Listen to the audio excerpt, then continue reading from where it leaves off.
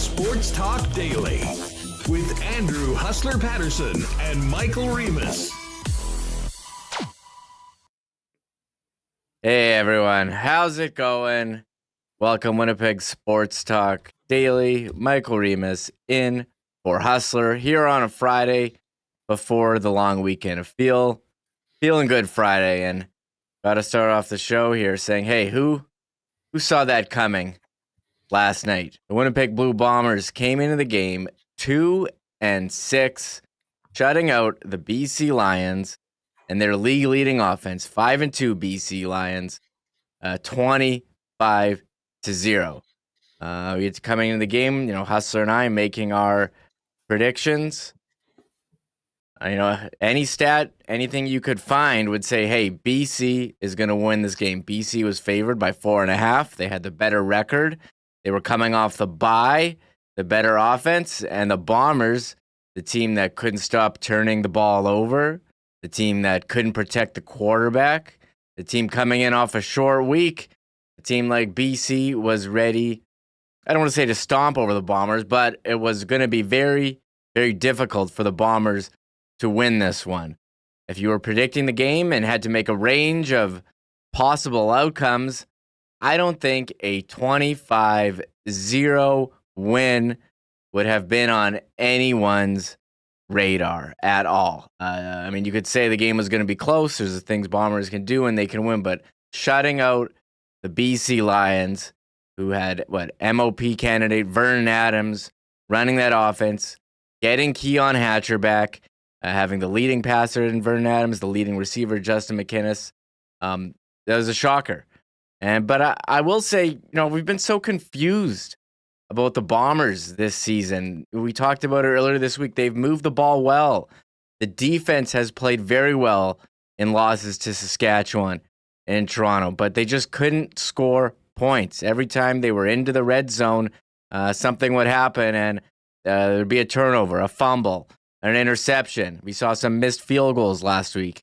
And you just go to that game against Toronto. Too many turnovers, too much pressure on Zach Collaros, the 2 missed field goals. And this week, again, a short week that you've seen players around the league complain about. The Bombers took care of business and reversed just about every trend that we thought about them.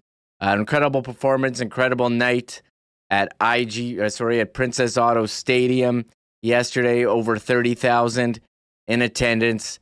Had a great time, I'm sure, cheering on the Blue Bombers to a 25-0 win. They now head into the bye, and in the second half here, can they make a run towards hosting a home playoff game? They've really tightened the gap here in the West. We'll see what happens with Saskatchewan this weekend.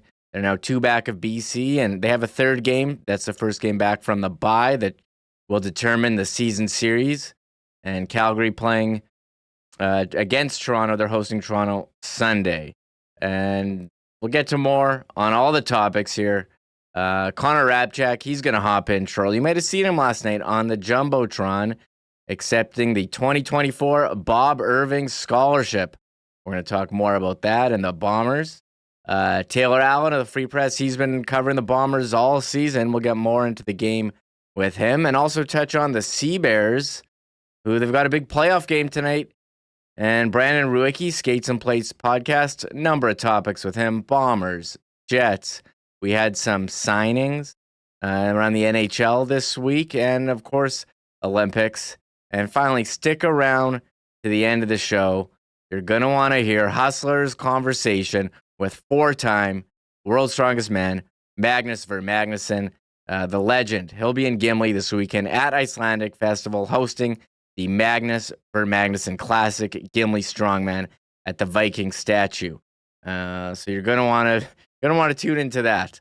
And yes, you didn't mention already, Hustler, he's away. He's fishing at Aikens Lake. He'll be back Wednesday. I'm pretty sure I'll be in the host chair Tuesday as well. Can't wait to get going. What's up, everyone in chat? I'll give a couple shout outs here before I bring in it's your boy Bruce, Stormy, David Asplund, Jay Miller, Waiters, Rob Mahoney. So shout out to everyone here on a Friday before the long weekend, hanging out and bring right in Connor Hrabchak, award-winning Connor Hrabchak, right? Hey, how you doing, man? Hey. Congrats, big award last night. Yeah, that was such like a cool moment, such an honor and a privilege to be alongside Bob Irving and get that. And shout out to all the people. Like I got the award, and by the time I got back to my seats, there's already like 4 tweets at me that were saying like congratulations, and people were texting me and DMing me. The support was awesome, and thanks for everyone who took a photo. Got lots of photos of the scoreboard last night, but that was such an awesome moment to meet Bob Irving and receive that scholarship. Yeah, it's got to be a bit nerve-wracking I'm trying to think, like, have I ever been on a Jumbotron in front of 30,000 people? My closest would have been at the skills competition for when I won the home run derby at the Gold Eyes game, at the All-Star game. I was on the Kiss Cam one time at a Jets game. But I don't know, man, being up there, that's pretty cool. Proud of you, Connor. What a tremendous accomplishment. So major props to you there. Thank you very much. And the woman on my left there was Renee Cable. Super nice to meet her as well. And they last year they did it as well, but they did it before the game. And as you said, over 31,000 people in the stands last night. I was about to go out there, and it was a little daunting, I must say, stepping out there with around 31,000 people. But it was so cool to meet Bob and to receive that scholarship. It was something I'll never forget. It was awesome.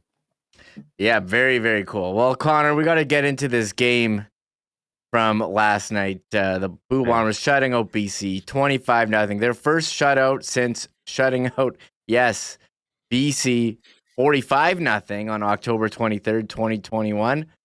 I mean, what do you make of that game last night? Just what are your impressions? Like, what was the feeling that you had when you got home from that one? I mean, the defense was incredible, flat out. Like, Willie Jefferson had maybe his best game of the season. Terrell Ford with the interception. Dietrich Nichols almost got a pick. Evan Holm was great. Like, it felt like everything came together. Last week against Toronto, too, the defense was fantastic, and the offense just turned the ball over too much. But to do that against the best offensive team in the CFL, hold them to 102 yards, 4 first downs, and I think they said on the postgame show, the CJOB postgame show, that the furthest BC got all night was the Bombers' 41-yard line. And then what they did with that was that fake field goal, or like the onside kick field goal that didn't work.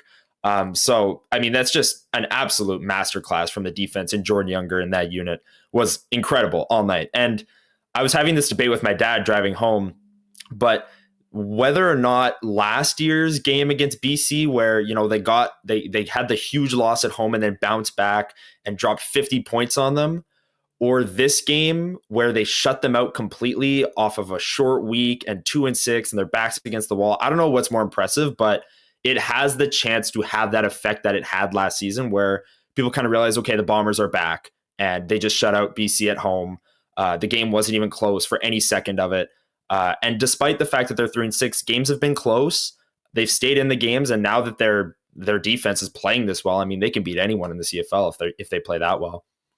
Yeah, and again, the defense, the last 2 games, very, very good. Allowing only 9 points on defense, that was to Saskatchewan, and 220 pass yards, and what is supposed to be a passing league.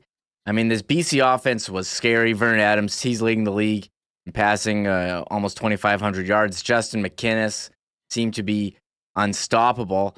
We talked, they're getting Keon Hatcher back too. I mean, they got 1-2 guys leading the league in receiving yards. Hollins has had a great season. Standback stepped in. How are they going to stop these guys? And, you know, they were able to get a pass rush, which they haven't really had a lot of this season. 4 sacks. Devin Adams, nicknamed Hot Plate. They call him Hot Plate because he's Little Stove Richardson. Willie Jefferson, you mentioned Taiwan Garbutt, who had a breakout game, and Adam Bighill had his 50th career sack, and they were able to put a lot of pressure on VA without blitzing. The DBs playing very well. Nichols almost had an interception. You mentioned Tyrell Ford did. Holm, delivering those big hits that we saw last year. And, the defense was absolutely huge, but the offense, they're able to keep Zach upright. They allowed a bunch of sacks last week, a lot of pressure this week. It was only one sack from the linebacker, Ben Hladek, and they're able to keep Zach clean. He could make plays. Lucky Whitehead came in. I mean, what a debut. 44 yards after the catch on 56 yards total and a touchdown. Ontario Wilson, he's having an amazing season, establishing himself as a very strong receiver in the CFL. And it just seemed like all the things that we said needed to come together for the Bombers certainly did in this one. Yeah, and Ontario Wilson, I think it was his third game in his last four that he's had over 100 yards. One of those games he had 200 yards, right? 201. So he is a star in the making. I am just floored by what he's able to do game in and game out. That catch that he made where Collaros is getting hit kind of on his own goal line and he dives out and makes the catch for like a 40-yard completion. That was incredible as well. But the offense, I really liked the game plan from Buck Pierce as well. They ran the ball quite a bit. Brady Oliveira, I think, had 17 carries for 100 yards. And when they did pass, it didn't feel like they were holding on to the ball, looking for the big play. They would run a play action and then throw it to Lucky Whitehead. You said 44 yards after the catch. That's because he's catching it at the line of scrimmage and then getting 7 or 8 yards. And that gets you into second and manageable. And then you can use Chris Strevler a little bit more, or use Brady Oliveira a little bit more.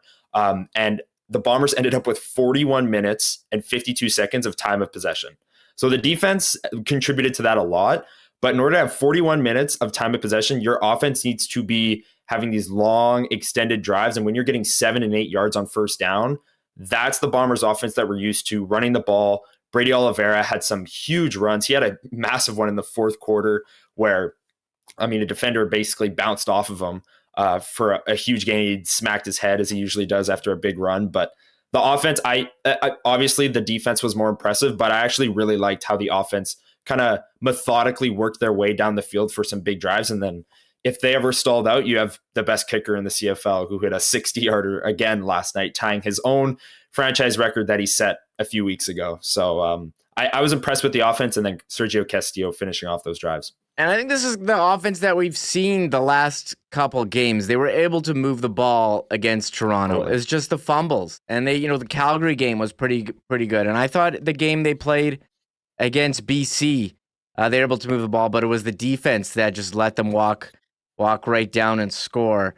The Ottawa game, that was the one they won, and the Saskatchewan game, that was certainly they could have been better. There were a lot of questions after that one. So if everything you thought about the Bombers coming into that game, I think has certainly changed. And yeah, Sergio Castillo, he missed the 2 field goals against Toronto. Well, he went a perfect 6 for 6. You mentioned a 60-yarder. He also had a 51-yarder.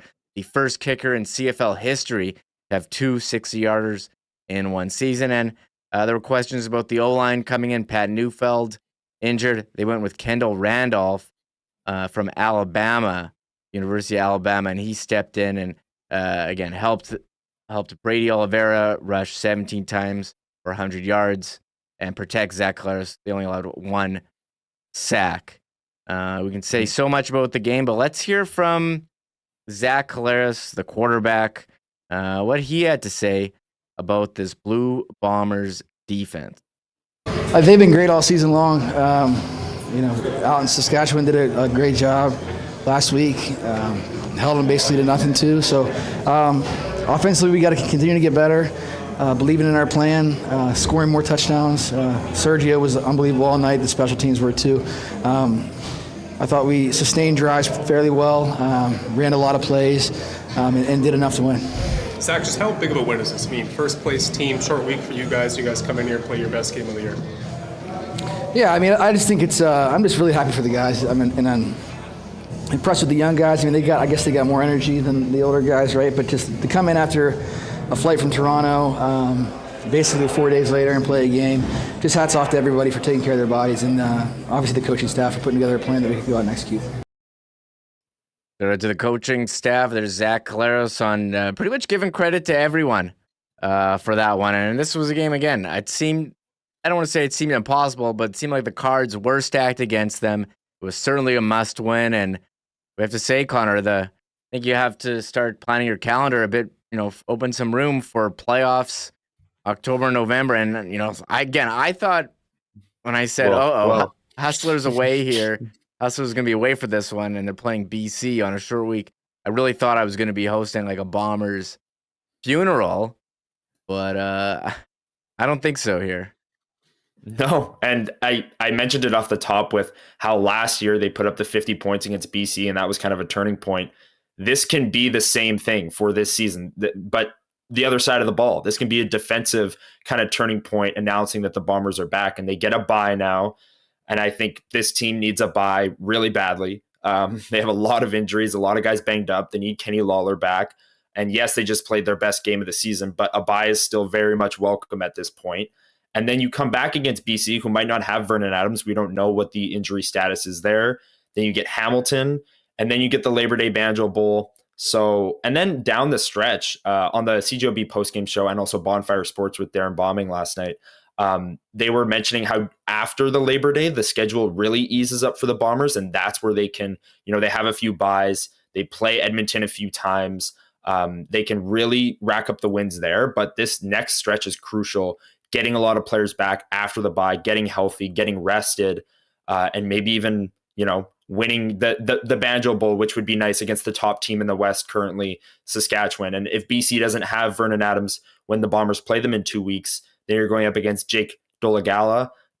You should win that one with how your defense is playing. Like you can start, I don't know if you can put a deposit down for a home playoff game quite yet.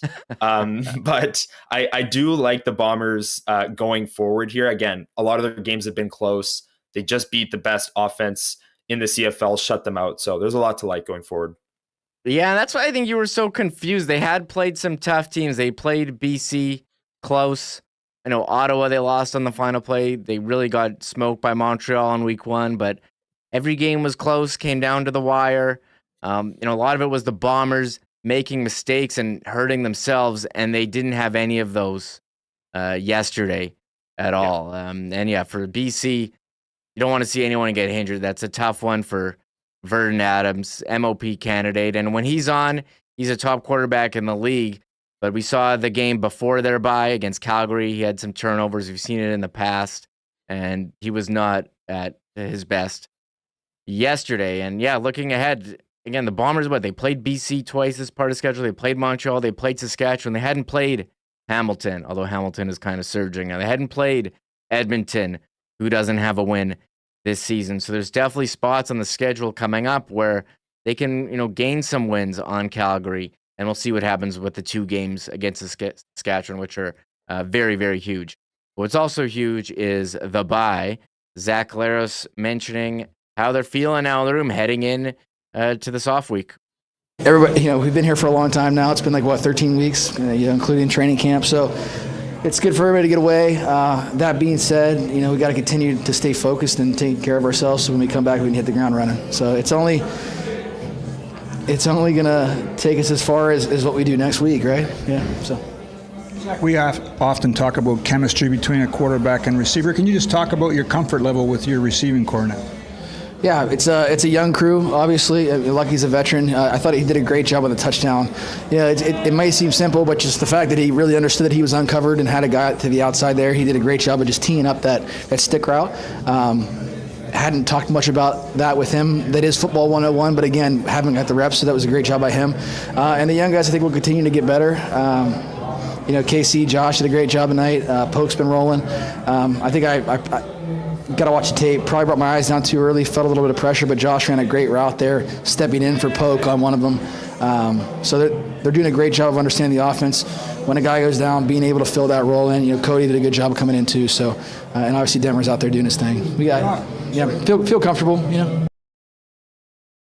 I do wonder. You mentioned chemistry building with the receivers. Now it's not even the same guys that started the season. I think Nick Dembski is the only one, but Wilson 7 catches, 112 yards.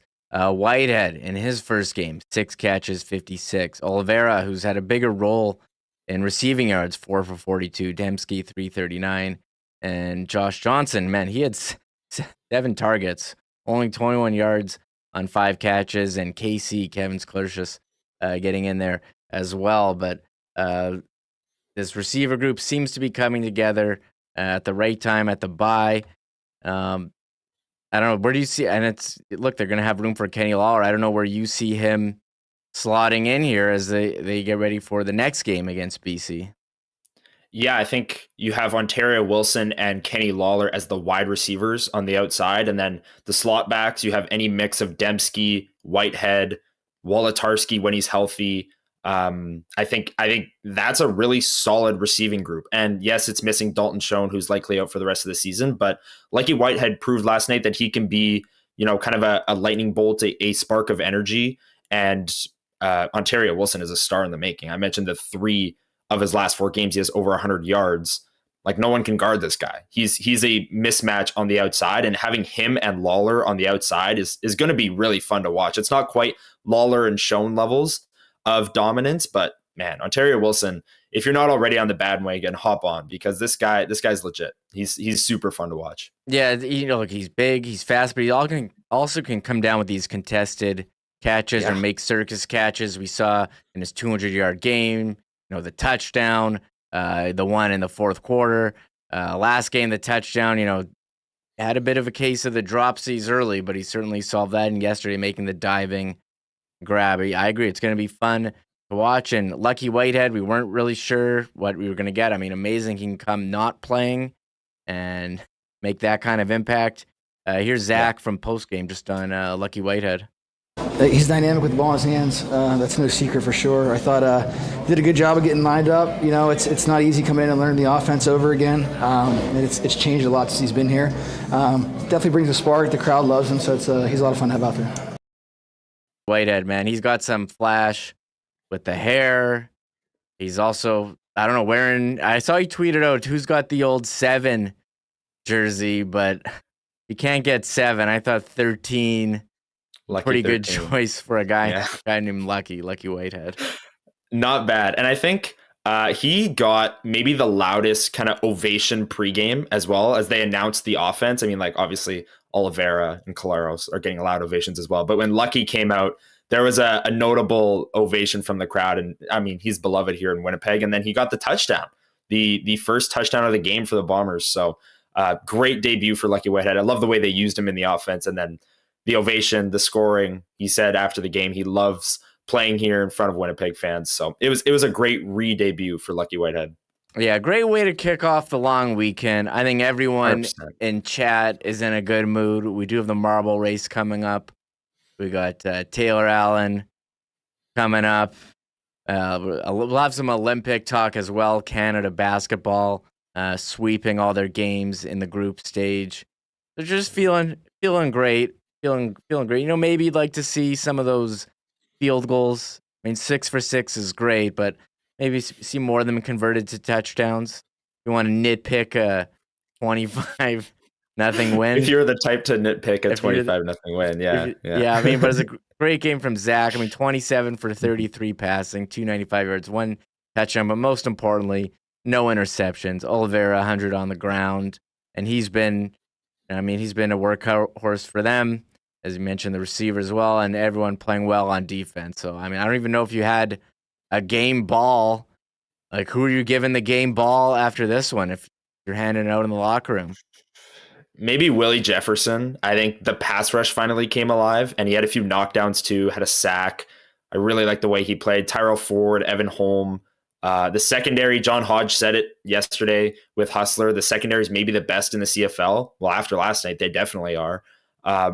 And I don't know, like Lucky Whitehead scored a touchdown first game back. Maybe he gets the game ball. It could go a lot of ways, but I'll say Willie Jefferson. The pass rush came alive, and he was dominant. He was great.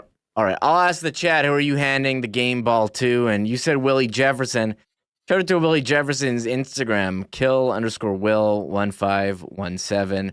Only player in CFL history with 70 sacks and 70 knockdowns. Adam Bighill had his 50th sack yesterday, and Willie Jefferson now in a company of. I love this graphic with the big 70.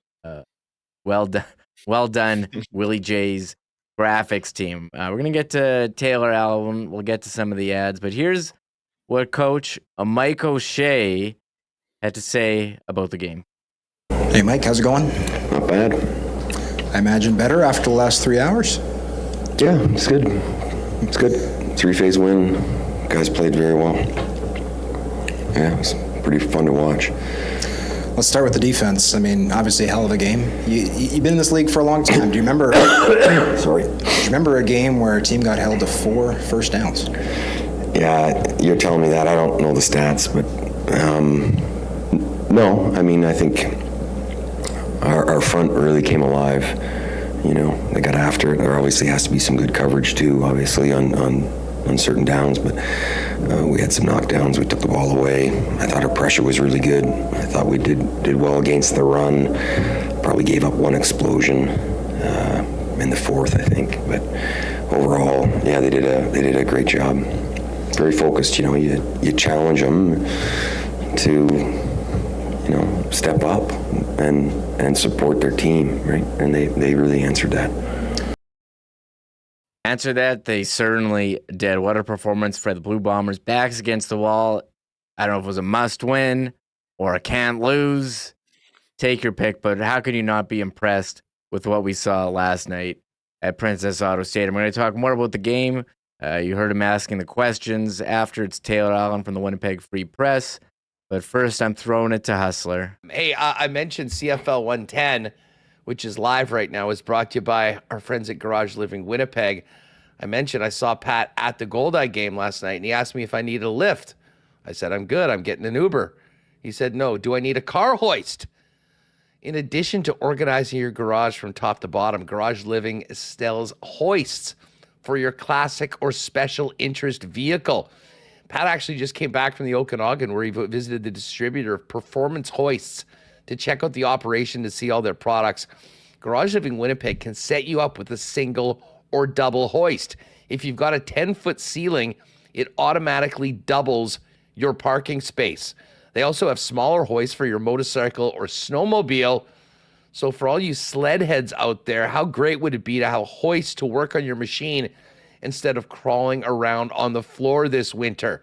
Give Pat a call if you need a lift or want more information on a garage consultation to revolutionize your space. 204-999-1234, or visit their website at garageliving.com, where you can see everything else they do for an extreme garage makeover or a minor one, flooring, cabinets, and other storage solutions. 999-1234. That's Pat for a free in-garage consultation. Garage Living Winnipeg, garages made for living. Shout out to our friends at Rolly's Transfer. I had a great chat with Ryan. They are busy right now, as it's moving season. And of course, they have an extensive logistics business that takes them around the province on a daily basis, which of course, whether you're moving in the city or in southern Manitoba, gives you flexible routes and timing and great rates. Now, if you have a move, why not get the white glove treatment from the best and the most trusted name in moving for over 60 years, family owned and operated in Rolly's Transfer. Check out their new website at rollys.com, and you can see right up at the top right, there's a request an estimate or request a quote feature. Click on that. Let them know when and where you're moving, when you need to move it, and also let them know that you're a WST listener, because not only will you get the best quote in town, you'll get a little extra discount if you use the promo code WST on moving services and moving supplies. So for your next move, make it Rolly's, the most trusted name for over 60 years in moving here in Manitoba. Use the promo code WST and get a special deal, and get moving and get the stress, as much of the stress out of the move, thanks to our pals at Rolly's Transfer. The gang at Consolidated Supply has so much going on there that many of our customers and many of our listeners have popped by there for one thing and ended up coming back for others. Listen, we've had a lot of rain earlier this summer, and it certainly stressed a lot of properties. Consolidated Supply are the irrigation specialists with the leaders in irrigation systems and solutions. But they've also got artificial turf. Golf Carts is the exclusive club cart dealer in Manitoba with great new carts, used carts, as well as all sorts of features to trick yours out if you want to take your golf cart to the next level. But other great options for your property, including hot tubs and amazing outdoor kitchens, not to mention they're the leaders in small engine parts and repair. Pop by Consolidated Supply, See them at their showroom, open to the public, 1395 Niagara Road East, and find out more online at cte.ca. And while everyone is thinking about the beautiful weather and getting away on the weekend to max out their summer fun, whether you're camping, you're boating, whether you're on ATVs, you got to have batteries, folks. And Manitoba Battery is the spot where you can shop local, keep your money in the community, and get the best prices in town, period. Beating the pants off the big box stores. Pop by and see them on Logan Avenue, their original location, or their new location on Dover Court. And hey, we know how busy you are.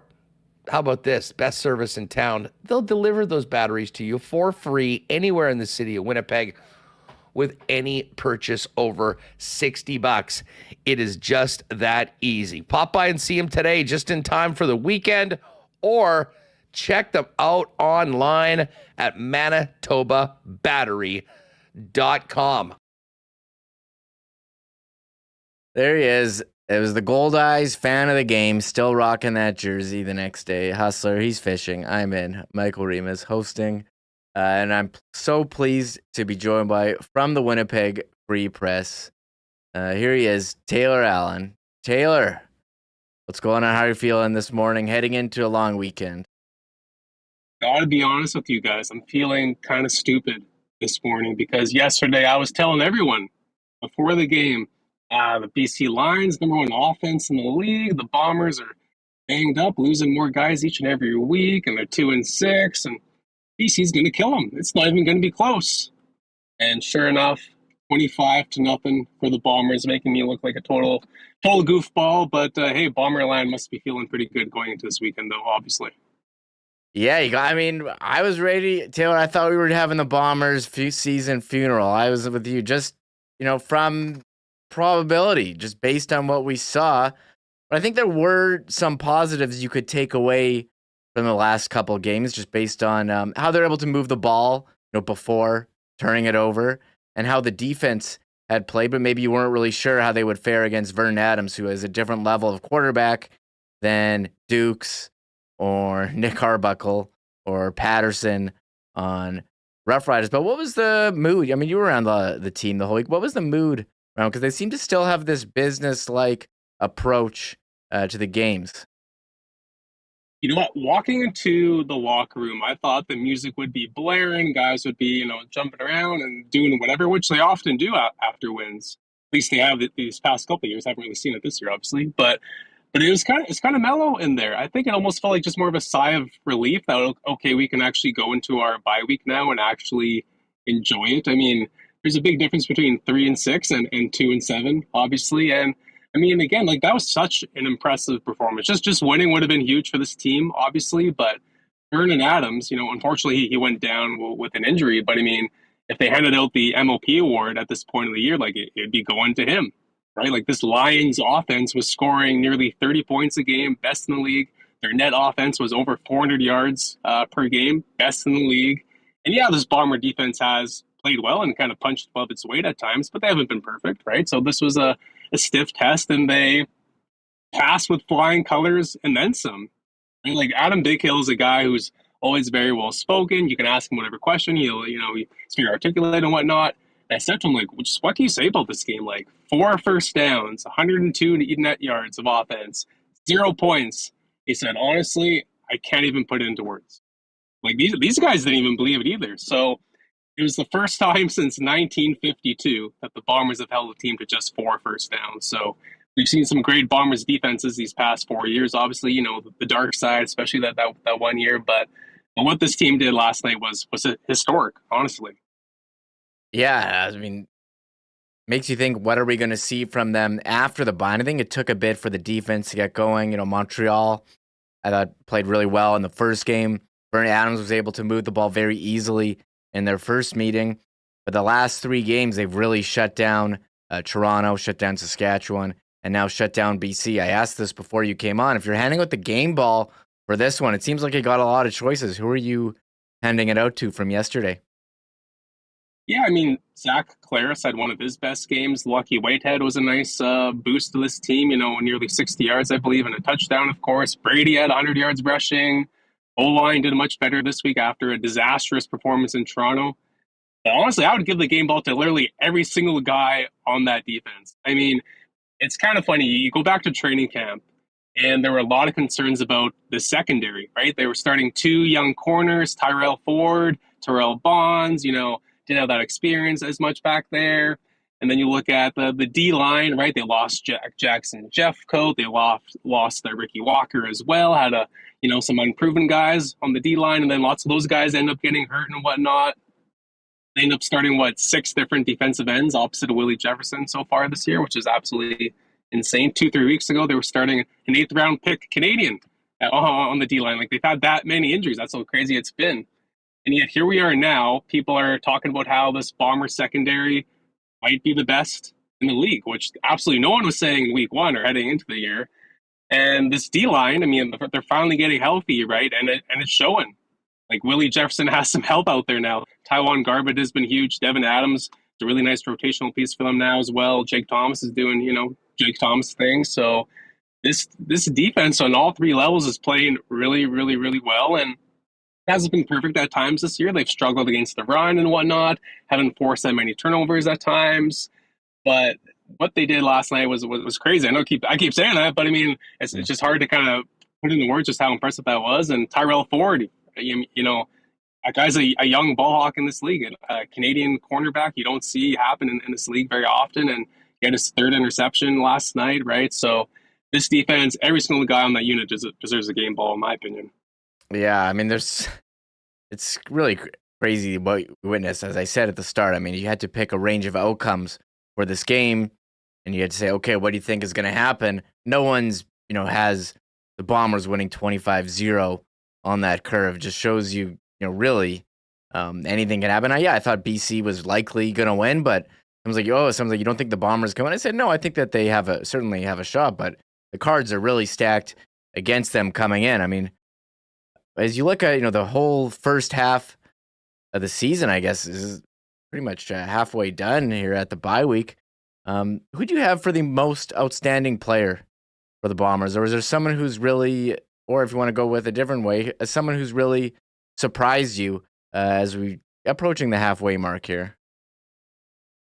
Most outstanding player for the Bombers. Oh, man. I mean, you asked me this question any other year, I could rattle off 3-4 guys and whatever. But this year, I'm like, I got to actually really think about this. Offensively, definitely no one on offense. I know last night that was a huge step in the right direction. Still not perfect. Still way too many field goals and whatnot. But the offense, it's been a disaster. And I mean, yeah, there's 2 new starters on the O-line. And yeah, I mean, when you lose 2 of arguably the best 2 receivers in the league, and Kenny Lawler and Dalton Schoen to injuries, that's not going to help your cause either. So I guess I'd kind of have to go to someone on defense, you'd think. I'm not saying this guy's been their best player, but I think he's been one of their... You know what? I'm going to go Evan Holm, actually. He was all over the field last night. No, he doesn't get a bunch of interceptions and whatnot, but he is the fastest player on the team. It's kind of an easy guy to take for granted at times, but I think big reason why they have maybe the best secondary in the league right now is a guy like Evan Holman. We all know how great of a player Dietrich Nichols is, of course, and BA, the veteran at safety. And again, Tyrell Ford, I mean, week 1, he had a terrible game against Montreal. He got burned a couple times, and he has really found his footing ever since then. But Evan Holm, I think he's been probably their most consistent guy week in, week out. We talk to the guys about him. They just rave about him. He's come so far from his rookie year, and he was an all-star last year, and he's definitely going to be one this year again. And by the way, he's playing so far. So kind of an unorthodox pick maybe, but yeah, I'll go with Evan Holm, or Homie, as they like to say. That's what they like to call him. I see waiters dropping a homie in chat. Hey, I like the outside the box picks. I see other people saying Sergio Castillo has been up there. Brady Oliveira, you could mention him. Had the slow start to the season with the injury, but is up, on top of the league rushing leaders, 6'11".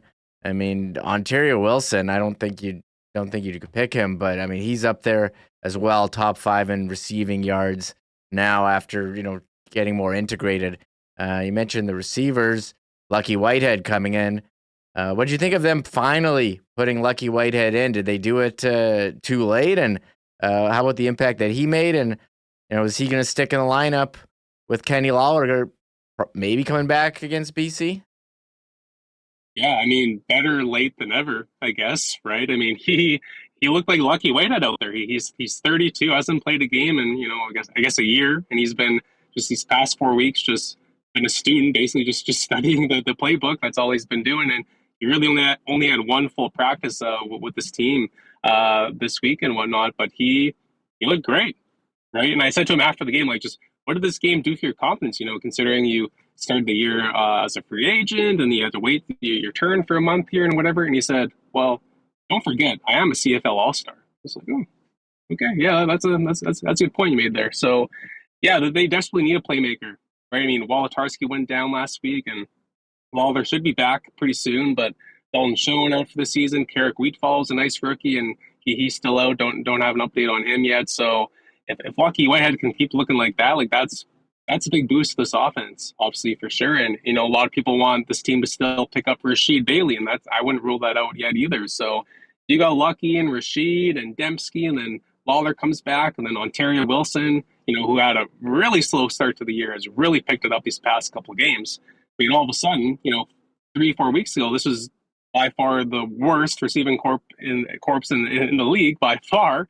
And now with Lucky and maybe Rashid, if they sign him, and again Kenny if he gets healthy, all of a sudden that's a pretty damn good unit. So maybe this unit will find its way down the stretch. Yeah, I think again the offense really turning around, move the ball against Toronto. It was just these turnovers, and Nick Dembski talked about it during the week. They seem to limit those. I don't know if it's the way they're holding the ball, or maybe not going for so many yards after the catch, but.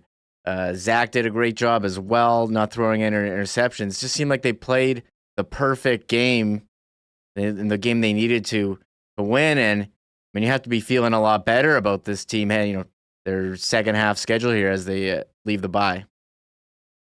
Yeah, absolutely. I mean, I think a lot of people were kind of saying, okay, well, maybe this game's a little washed up, or maybe this era is over, right? Their run is over. It's time to rebuild, get these vets out here or whatever. And some of that stuff may still be true. It really was. It was only one good game, right? But yeah, I think everyone could kind of take if you're a Bomber fan, you could take a deep sigh of it's a big relief, obviously, heading into this bye. Because I think if they lost heading into the bye and whatnot, people would be really pushing the panic button if they weren't already. So now they're not in terrible shape, and this is the CFL. You just got to make the playoffs, and you have to try pretty damn hard to not make the playoffs in a 9-team league. So as long as these guys make the playoffs and they find their game at the right time, crazier things have happened. And you look at Montreal Alouettes last year. No one was picking them at this point of the year last year, but they found their game at the end of the year. And they played this Argos team that everyone already crowned to be the Grey Cup champions. They embarrassed them, and then they played Winnipeg, and everyone just assumed Winnipeg was going to walk all over them. And Montreal, snuck away with the win there. So if you find your game at the right time, you never know what could happen, because the CFL really is a marathon. It is not a sprint. So, the Bombers stumbled out of the start, I guess, but still lots of football to be played, and they get some healthy guys back. I mean, there's a chance they could figure this out. But again, last night was just one game, so I wouldn't get too excited just yet. So we'll see. Yeah, well, they got the bye week, and I was surprised after the game, Mike O'Shea saying, the bye week is to put in work. I thought the bye week was to rest, but it doesn't sound like the Bombers are going to be putting their feet up and just relaxing here for the next 10 days. Yeah, well, I think Mike's is basically, just do what you got to do. Don't book a vacation to Mexico or whatever, but just do what you got to do. So if that means you're still coming in every day to lift weights or whatever, then do that. Or if you got to go home to see your family, just kind of recharge your batteries, mentally and physically, do that. But he's not very strict when it comes to the buys, at least from what I've heard and what he said and whatnot. So, I mean, really, they give these guys free reign to just kind of do what they got to do, but obviously, come back ready. It's not a vacation, so what Mike said, but just kind of do what you got to do and come back strong. And and we'll see. I mean, they're going to see this BC team again pretty soon at BC Place, and I'm sure BC is going to be pretty fired up, obviously, after an embarrassing performance. But I mean, they're going to look different without Vernon Adams. And Coach Rick Campbell said after the game yesterday that it's going to be weeks, not months, for Vernon, which is great to hear. I mean, Vernon Adams has been through the ringer in his CFL career with 4 different teams, and there's even a point where Hamilton wanted to move him to receiver and whatnot, and now he's finally really found a home and playing lights out. So that was pretty devastating to see him go down. So hopefully it really is only just weeks for him. But yeah, I mean, if BC's up without Vernon for a couple weeks here, and again, the Bombers are starting to find their rhythm a little bit, I mean, they could climb the standings here a little bit. Yeah, which is crazy to think about considering, the ups and downs of the season, but they are only 2 games back. We'll see what happens with Saskatchewan. They're hosting Trey Ford and the Edmonton Elks, and they're getting their quarterback too, Trevor Harris. But we're switching from the Bombers to the other local squad, the Winnipeg Sea Bears. They're in the playoffs tonight against Calgary on the road. Last year, the Sea Bears season, very consistent. The same team pretty much the whole season. This year, it seems like it's been complete opposite. A lot of player turnover, including cutting MVP Teddy Allen, sorry. Oh, thanks. MVP, I'll take that. MVP of the Sea Bears, Teddy Allen, and bringing in Justin Wright Foreman. What do you make of the Sea Bears season, and what's ahead for them tonight against Calgary? This season has been an absolute gong show. Last year, I don't think they brought in a single player last year after the season started, and they lost their key power forward EJ Anasike at the end of the year to go play for the Nigerian national team. But this year, I mean, every week there's been a different roster move. This guy's leaving, this guy's coming in. I mean, you look at the roster right now, they have 5 guys who did not start the year with the team. And I know the CBL is a summer league, and these guys are literally coming from all over the world, from all these different pro leagues, and they all end at different times and whatever. So yeah, some of it has been out of their control. But this season has been off the rails. Like, it really is. The fact that they even won 9 games is actually kind of impressive, because this season has been a recipe for disaster. And at times it has been a disaster, especially on the road. They are 1-9 on the road. But then if you've only watched them at Canada Life Center, you watch them play sometimes. It's like, wow, they kind of fool you. You're like, oh wow, like maybe this team can go on around. Like they Justin Wright Foreman's an incredible scorer. They got a guy like Emmanuel Acott who's just 6'7" and just his athleticism, plays defense, and he gets it done on offense as well. Like, okay, maybe there's something here. And you watch them on the road, and they're a completely different team. So I don't know. There's been a lot of drama with this team and whatever. If they somehow pull it off and win 4 straight and become the champions, like, there should be a documentary on this team, because there's been so much going on behind closed doors and whatnot. But I don't know. Like, this team, Justin Wright Foreman, everyone gets excited about all the points this guy scores. I mean, he scored 40 points in the last game of the season against Edmonton, and only 2 points shy of what Teddy Allen's record with the club. But he also turned the ball over 7 times. And this is a guy who's never played a playoff game. This team has never won a game in general in franchise history, in Calgary as well. So the deck is stacked against them for sure. But I mean, this is kind of a wacky league. 1 game elimination. The Sea Bears have won 4 games in a row. Mind you, they were at home, but they have won 4 games in a row. So it's possible. But the numbers and the eye test, just watching this team, definitely suggests that there's a pretty solid chance this could be their final game of the season. One thing that's so crazy to me is you mentioned the home road splits. 8-2 at home, where you said they played pretty well. They've brought the crowd here to their feed, where they had the highest record attendance for the season. But on the road, 1-9. I don't know what to make of that. It's wild. You do look at their points, plus minus -70. It's going to be a tough one for them tonight against Calgary, but maybe Justin Wright Foreman has a pretty good game, and they're able to advance. It is on TSN2 tonight at 8:30 p.m. Yeah, well, we'll see. I think they're capable of beating Calgary, but I think they would probably lose the West semifinal against Edmonton because that's a team that's given them some troubles. But again, crazy things have happened. But I just think there's been way too much turnover with this team. And as good as Justin Ray Foreman has been at times, I also don't know if he's totally capable of carrying this team on his back. He needs some help.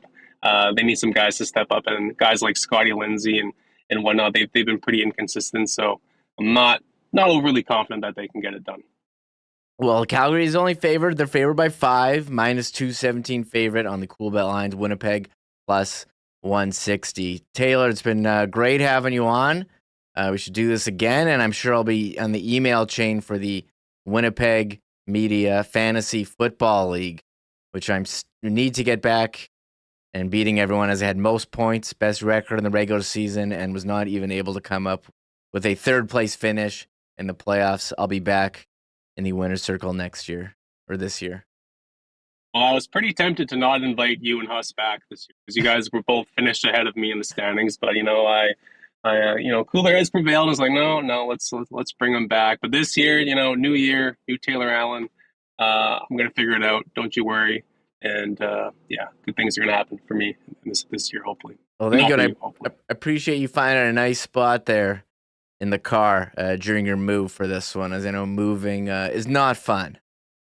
No. So I'm living out of some boxes right now. So sorry, I am currently in the Southdale Square parking lot. They had good cell phone reception, so I'm setting up shop here, which is kind of random. But thanks for having me on. And but next time I'll have a nice setup going, a nice backdrop and all that good stuff. Appreciate it. Hey, love the car cast. You got full bars. That's good with me. Thanks again. We'll talk to you later.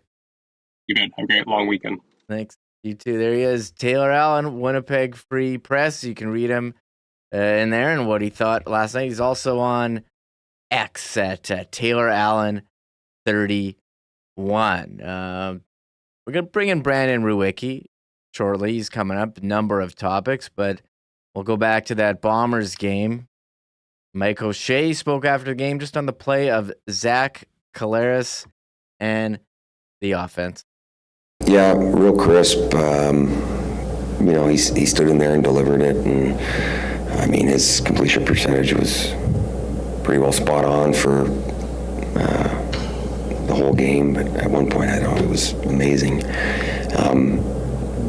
So I think that, Zach did a phenomenal job, but the coaching staff on the offensive side did a great job, right? Nick Dembski's the only guy that's been in that playbook for a number of years. Everybody else is 9 weeks or less, right? So I thought Buck did a great job of getting the call in, so they break the huddle, and then if there was any kind of issues lining up, they got it fixed for the majority of the time, which is, part of the conversation going into this week with that many newer guys out there. So I thought they did a great job of learning what they need to do, and then the way Buck called the game and got them out of the huddle quickly. Zach got them out of the huddle quickly. They could rearrange and fix anything that really happened, which was, I thought, a big part of it.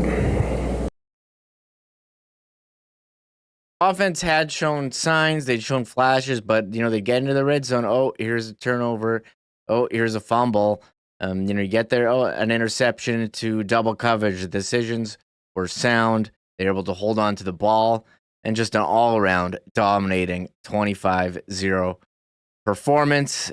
And a lot of talk coming in about the short week. We've seen some other players around the league saying, the league doesn't care about the players. You've seen guys on short weeks getting injured. Montreal had a couple, including quarterback Cody Fajardo. I guess there's BC who had the bye, had their quarterback get hurt. But here's Mike O'Shea talking about how the Bombers were able to stay prepared for this game with a short week after the game Saturday in Toronto. I think the guys did a great job of taking care of their bodies, right? Like, we got it in Toronto on a game we believe we should have won. And I said on the one media session practice, I said I just stood outside and listened to the meeting room, and everything was fine. right? They recovered quickly from that gut punch, right? And then they just went to work, which is, I think, what they need. Obviously, it's what they need to do. I don't think they obviously need to do that. So, all was well, right? And they did a great job of taking care of their bodies. I think Al and the training staff, Braden, they look after the guys so well, and the guys are conscientious, so they make sure they're physically ready to go, which is a really the biggest part of it, right? So it all worked out. I don't think the only thing we talk about in a short week is making sure they fill in that time that they're missing, right? Make sure they do the study, and they have to sacrifice something else that they wouldn't normally sacrifice, and they have to take care of their bodies. And I think they just listen. They want to do it, right? They don't like the feeling of not winning, right? There's Coach O'Shea, and a couple things. I think we're going to be talking about that game against Toronto for a while. It still can't figure out how they lost that one, and will it factor into the standings at the end of the season as we hit the playoffs. And you always hear anything with their body feeling good. Shout out to Al Couture, the trainer with the Bombers.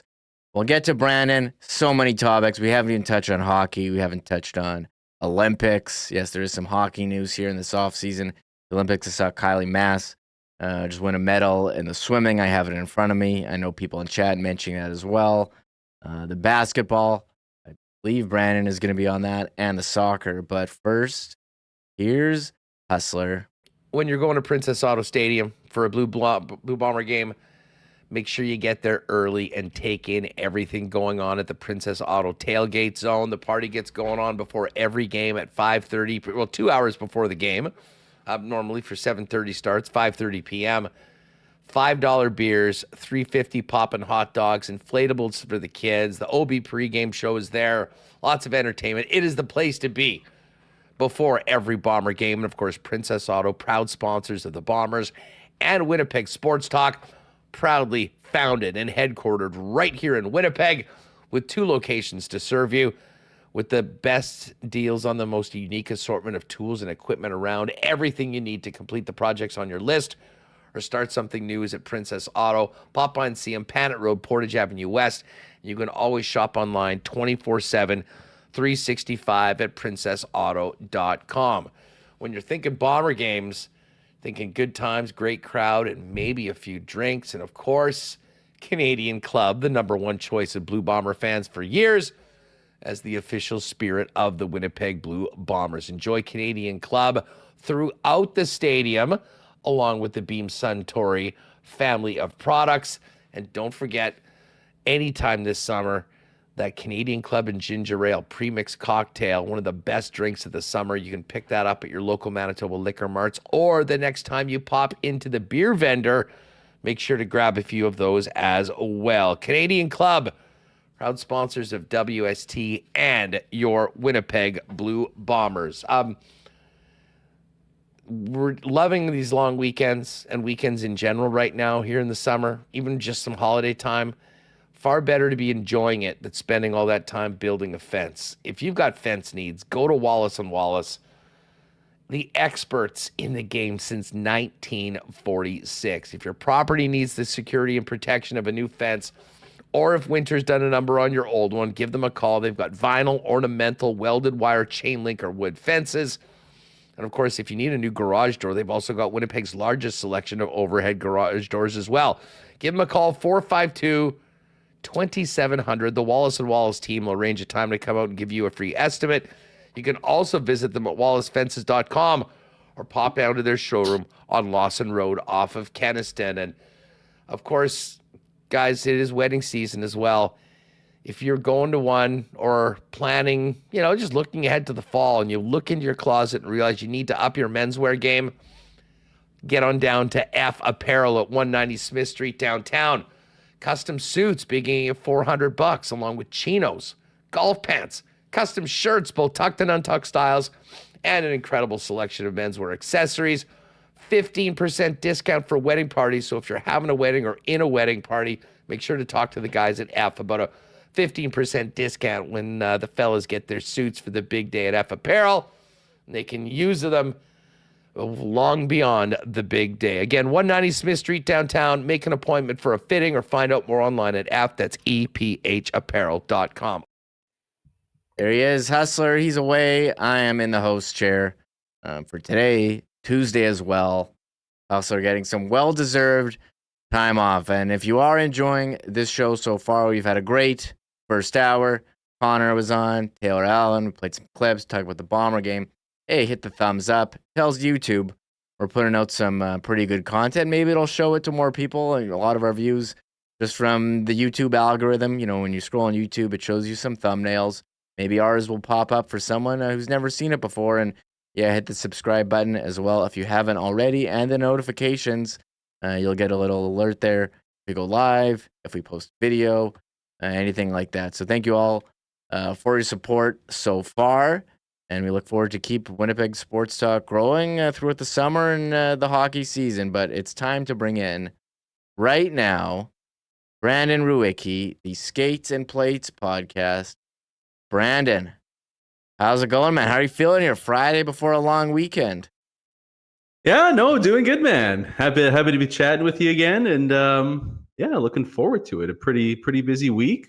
Had a nice little lunch with the fam, so I'm feeling good.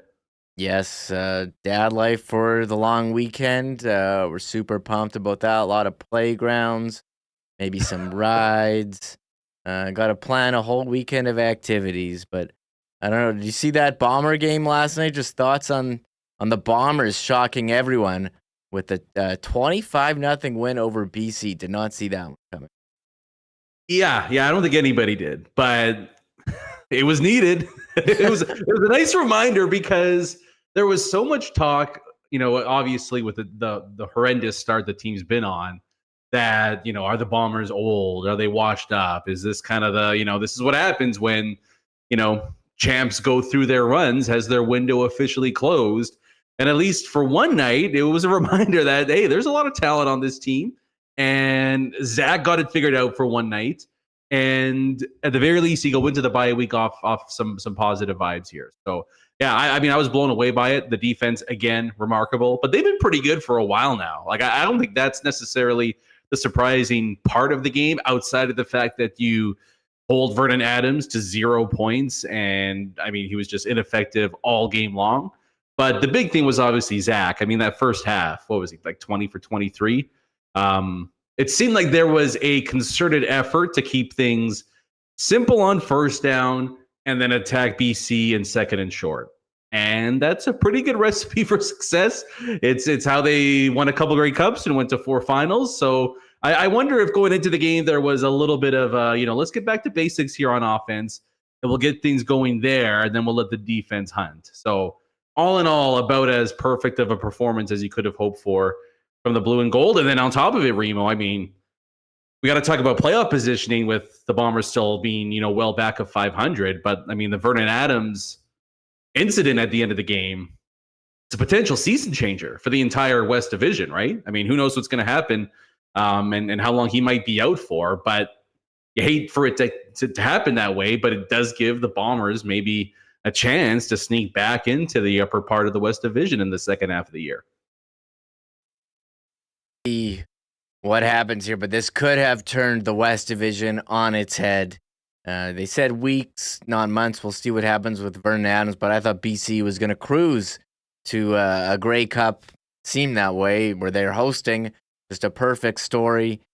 And it seemed, you know, that way a couple years ago until Nathan Rourke got hurt and now Vernon Adams getting hurt. Tough one for BC. I'm sure they'll regroup.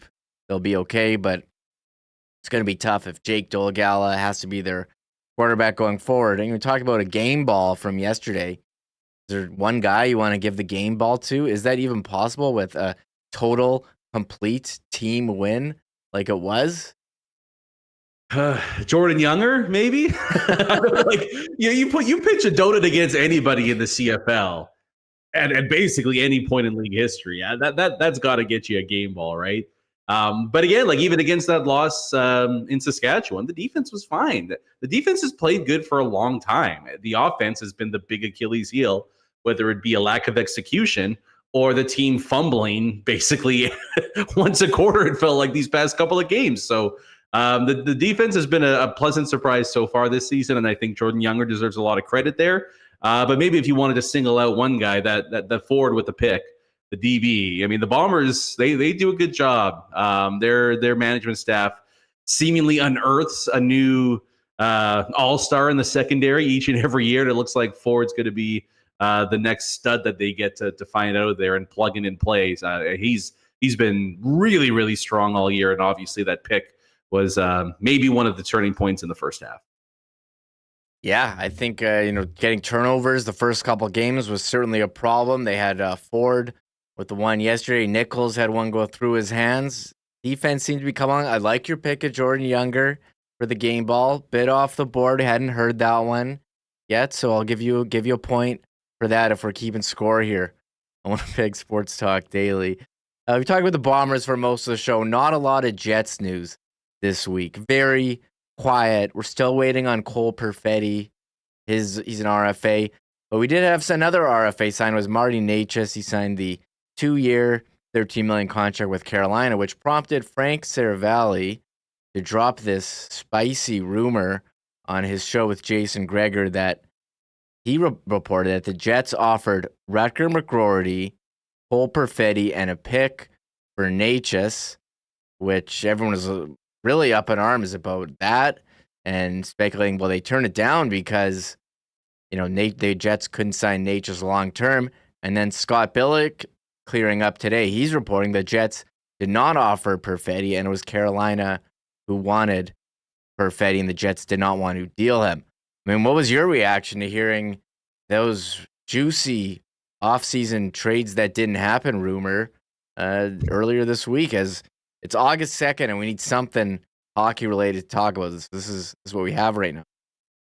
Yeah, I guess my family-friendly reaction to that would be, I know Frank's got a lot of sources and a lot of insider info. I think he just got fed bad information on that. I just don't. It makes no sense to me. I mean, it makes no sense that Winnipeg would offer a package that hefty. Yeah, we don't even know what the pick was, right? Like, God forbid it was a first or a second. You know what I mean? Like, but even just the fact that it could have been McGroarty and Perfetti, it doesn't seem in line with what other teams were reportedly dishing out for Marty Necas in a potential trade. So it just didn't.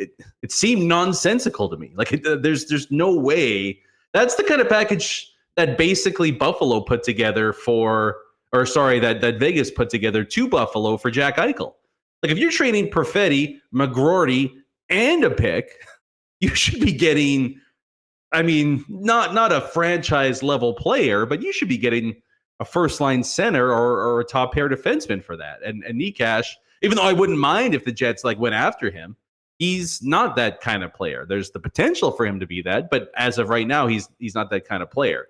And so I definitely put a lot more credence into what Scott Billick said, that Carolina asked for Perfetti in a deal and Winnipeg said no, because Perfetti for Necas, Remo, even that I'm kind of I don't know, right? Like that to me even is a bit of a stretch from Winnipeg's side of things. So I was shocked when I heard what the potential package was going Carolina's way. I didn't put a whole lot of credence into that. And on top of it, that's not really Chevy's MO. You know what I mean? Like he doesn't package futures. He'll make a big trade once in a while, but you never see him package a pair of high-end future pieces in a deal like that for help right now. So everything about it just seemed to go against Winnipeg's line of thinking there. Be intrigued to see what Chevy's actual trade package would have been to send to Carolina, because I don't think it ever involved Cole Perfetti. Plus, it seemed, from Carolina's perspective, they're in win now mode. So what does getting a pair of youngsters ultimately do to help them win the Stanley Cup this upcoming season? So didn't make sense, didn't really believe it. And I think Scott Billick brought a dose of realism to the table, essentially saying Perfetti was a non-factor in trade discussions. Well, there's people in our chat, and I saw people on saying, well, what would, Cole Perfetti, he's an RFA, he's trying to negotiate a deal here with the Jets, or seemingly trying to negotiate. How would he feel about hearing his name come up in trade rumors? And then we have Scott Billick here pouring water on that. But Perfetti, RFA, still has to sign a deal. And we've seen a couple RFA deals signed this week, although Brock Faber is not an RFA. He's got 1 year left. He signed a massive one, 8 years, $8.5 million AAV. Caden Gooley signing a 6-year, $33.3 million contract. Travis Konechny signing the big deal as well before.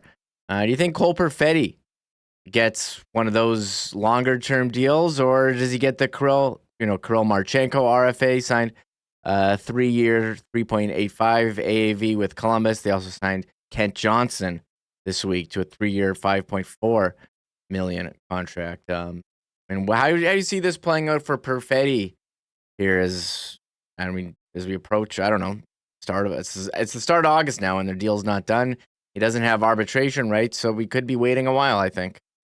Yeah, I think it gets done before camp. Like, I don't think there's any issue of a deal not being signed. I've kind of all along maintained that we see him sign a bridge deal. I think it's going to be 2 years and a shade under $4 million. I think the Shane Pinto deal is a great comparable to what the Jets could be looking at for Perfetti.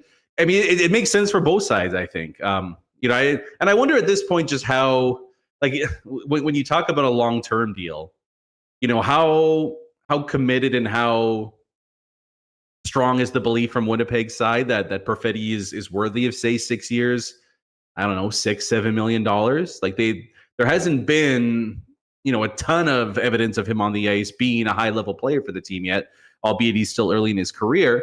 And from Perfetti's side, like, does he want to lock himself in to an organization that, maybe hasn't given him 100% belief just yet? You know what I mean? So I think a bridge makes sense for both sides. What the Jets did with Gabe Vilardi, and I think it's going to come in and around that number there. And then it's up to Scott Arniel and company to unlock the high-end pedigree and potential that the kid has. But I think a 2-year deal seems to me to make the most sense. On top of it, we know that Chevy does like to have a little bit of cap space to work with throughout the season and then going into the trade deadline. It's pretty rare for the Jets to be up against the cap right at the start of the season. And so if they can bank a little bit of cap space and build that up and, maybe make a move at the deadline that might not be there unless you have the cap space, I think that's how Chevy usually likes to operate. So going long-term would dissuade the team from being able to do that. So I just think all signs point to this being a shorter-term deal. And then we'll see. Well, I think we'll get a really good idea of what Cole Perfetti is going to be as an NHLer after this upcoming season. Yeah, I think, in limited minutes, you look at his per-minute stats of what he's done, really impressive, but he could probably put up some big raw totals and get a bigger contract in the next one if he is getting, consistent, not benched for 20 games, and you are getting with some power play time. So we'll have to see how it goes. The reports have been that Scott Arniel has had conversations with Cole and they want him to be a big part of the team, but it's going to be up to him to, play, consistently for the 82. And we know when he's in the lineup, I think he can put up points. So I'm curious how that negotiation plays out and the impact that he's going to have next season. Hustler and I never really talked about that Brock Faber contract. I just mentioned it. 8 years, $8.5 million AAV. I mean, it's a pretty hefty deal for a guy who hasn't really played a ton of games. I mean, what did you think of that contract and maybe what it means for the league as a whole? Because I've seen more guys try to lock up players to these long-term deals coming off of their entry-level contracts. I mean, it's a pretty big commitment to a guy that's played obviously his first season. But having said that, for that, at least the first half of the season, he was a top pair defenseman, no doubt about it. Like right out of the gate, I think he had cracked ribs in the second half, and his performance kind of dipped a little bit. But look, when you sign guys in their early 20s to long-term deals, they very seldomly blow up in teams' faces, right? Like ultimately, those are the kind of contracts that become steals for clubs down the line. So I don't really have a problem if a team identifies a young guy as a pillar.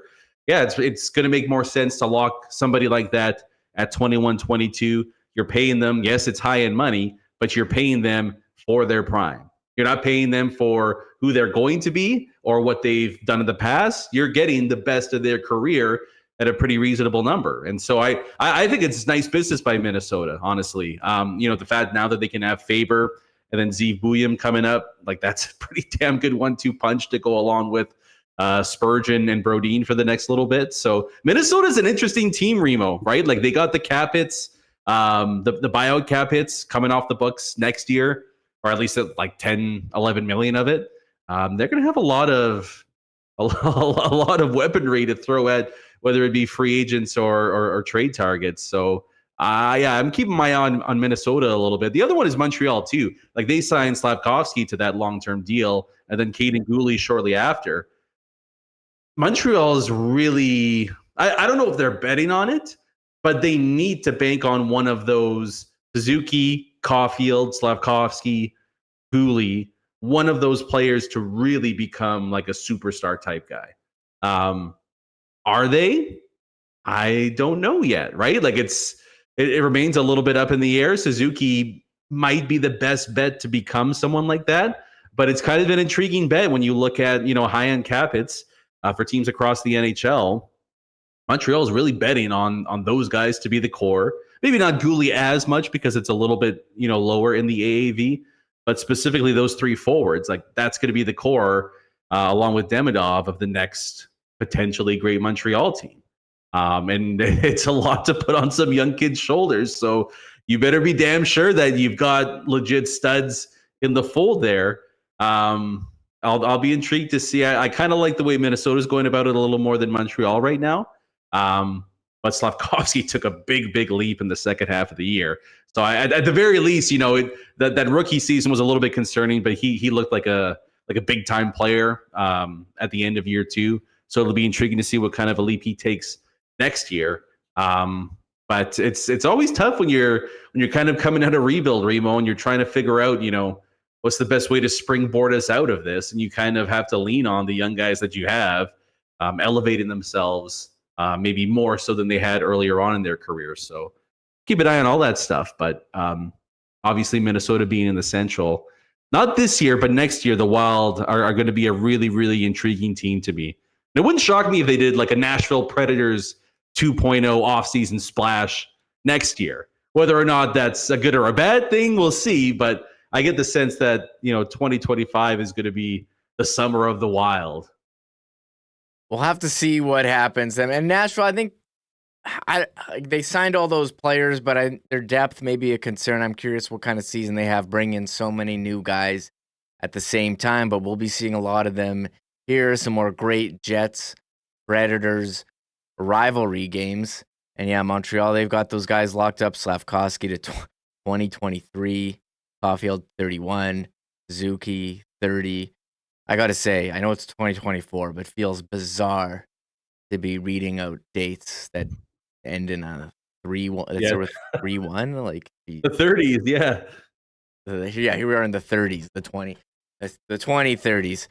I do see one name linked to the Canadiens by, a lot of Twitter accounts that have a question mark on a blank head and that are that have unnamed, saying Laine to Montreal. Now, Patrick Laine was a big topic here. I don't know if they're going to get, full value for him, Columbus, but it seems like they are determined to trade him as he came off player assistance last week.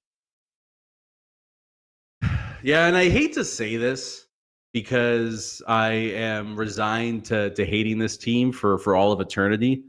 But if I had to, if there was I think a perfect landing spot for Patrick Laine, I really think it would be in Pittsburgh and playing beside Sidney Crosby.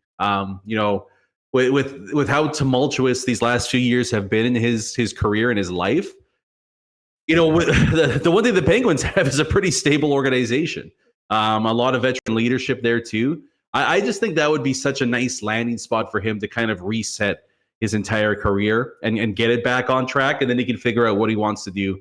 Going into his late 20s and early 30s. But I think that makes a lot of sense. I don't know if Pittsburgh has the pieces to make a deal like that happen. But I just think from my perspective and wanting to see the best for Laine, he's a great kid, and I just hope he can get back to where he was a few years ago. I think Pittsburgh would actually be a great spot for him. But I don't know. It kind of feels to me like it's Carolina or bust at this point. It seems, you miss out on Gensel. The Hurricanes did in terms of re-signing him. Obviously, there's the familiarity with Sebastian Aho. They're a team that's just been desperate for high-end game-breaking talent. And you could potentially get one of these guys on the cheap, and you let Rod Brindamore mold Line A into the system that they play. I think if we do see a Line A trade, that's ultimately where he's going to end up. But I do think Pittsburgh would be the best landing spot for him. Yeah, Line A watch going on. I posted that video of Hustler and Ken saying, should the Jets trade for Line A? Maybe one of the best videos I've posted ever on our channel here. It got over 9,000 views. So, but there's people on both sides about the Jets and Line A. Bring them home, or it didn't work out before. It's not going to work out again. We got our eyes here. What's going to happen with Line A? But also eyes on the Olympics. Brandon, what's captured you on the Olympics here as we're approaching week 1 of the Paris 2024 game? Summer McIntosh is a legend, which is like 17 years old, and she's doing what she's doing is just absurd. Like anytime there's a final in swim, it's like immediate glued to the TV. I haven't watched this a bunch before, but I'm becoming a huge judo fan. I'm just randomly yelling Ippon at the TV screen. It's been awesome. And then there was the gold medal for Canada in judo as well. So I've kind of become a low key judo snob. That's my new athletic event apparently. But other than that, it's been pretty strong for Canada so far. And I'm especially with the fact that they, held on to the win against Spain earlier today. I'm just kind of dreaming of Canada basketball getting a shot at the U.S. in the gold medal. I mean, they're going to be insane underdogs. There's no doubt about that. But that has the potential to be an all-time Canadian moment there. And, having seen some of the basketball tournaments so far, Canada for me has been, America's been by far the best team, but I think Canada has also been by far the second best team of the tournament so far. So at the very least, you get the win, you avoid the Americans, the quarterfinals, and then we'll see what the draw ends up like there. But that's going to be what I've got my eye on over the next little bit is seeing Canada make a medal push in men's basketball, and maybe we can give a scare to the dream team. That would be. I just want give us a gold medal game and have them at least be competitive going into the fourth quarter. Is my main goal for that. Yeah, basketball capturing everyone, women's soccer, all the drama, Brandon, and coming out of the group. You have -6 points in the standing, the 6-point penalty, and you come out, win all the games and advance and play Germany tomorrow. Can we put all this drone gate spying behind us now? Now that they've won all the games in advance, we've forgiven Bev Priestman. Oh, no, we don't forgive Bev. That's... honestly, like one of the biggest Canadian sports villains ever. The fact that she almost, it took such a gutsy, legendary effort from the women to advance through that group with a 6-point deficit. I have no time for her. Like literally the stupidest trying to gain an advantage move, I think, in sports, right? Like you have so much footage of the formations and stuff that the teams play. Why do you need to spy on them at a practice in soccer? It just none of it makes any sense. And then to obviously put a black cloud over the women as they try to go for another medal there is just selfish and stupidity beyond my comprehension there. So no, not forgetting Bev. My only concern is just it's got to take a crazy emotional toll on the women performing, right? Like the comeback win against France, another late goal in the in the group stage finale. Like, do they have enough left in the tank to go up against a good German team, let alone win 2 more games after that? We'll see. But even if it ends up with a loss in the quarterfinals, it's been a win, no doubt about it. Like watching the absolute the grit and the compete and everything like that with this women's team, it's been absolutely unbelievable.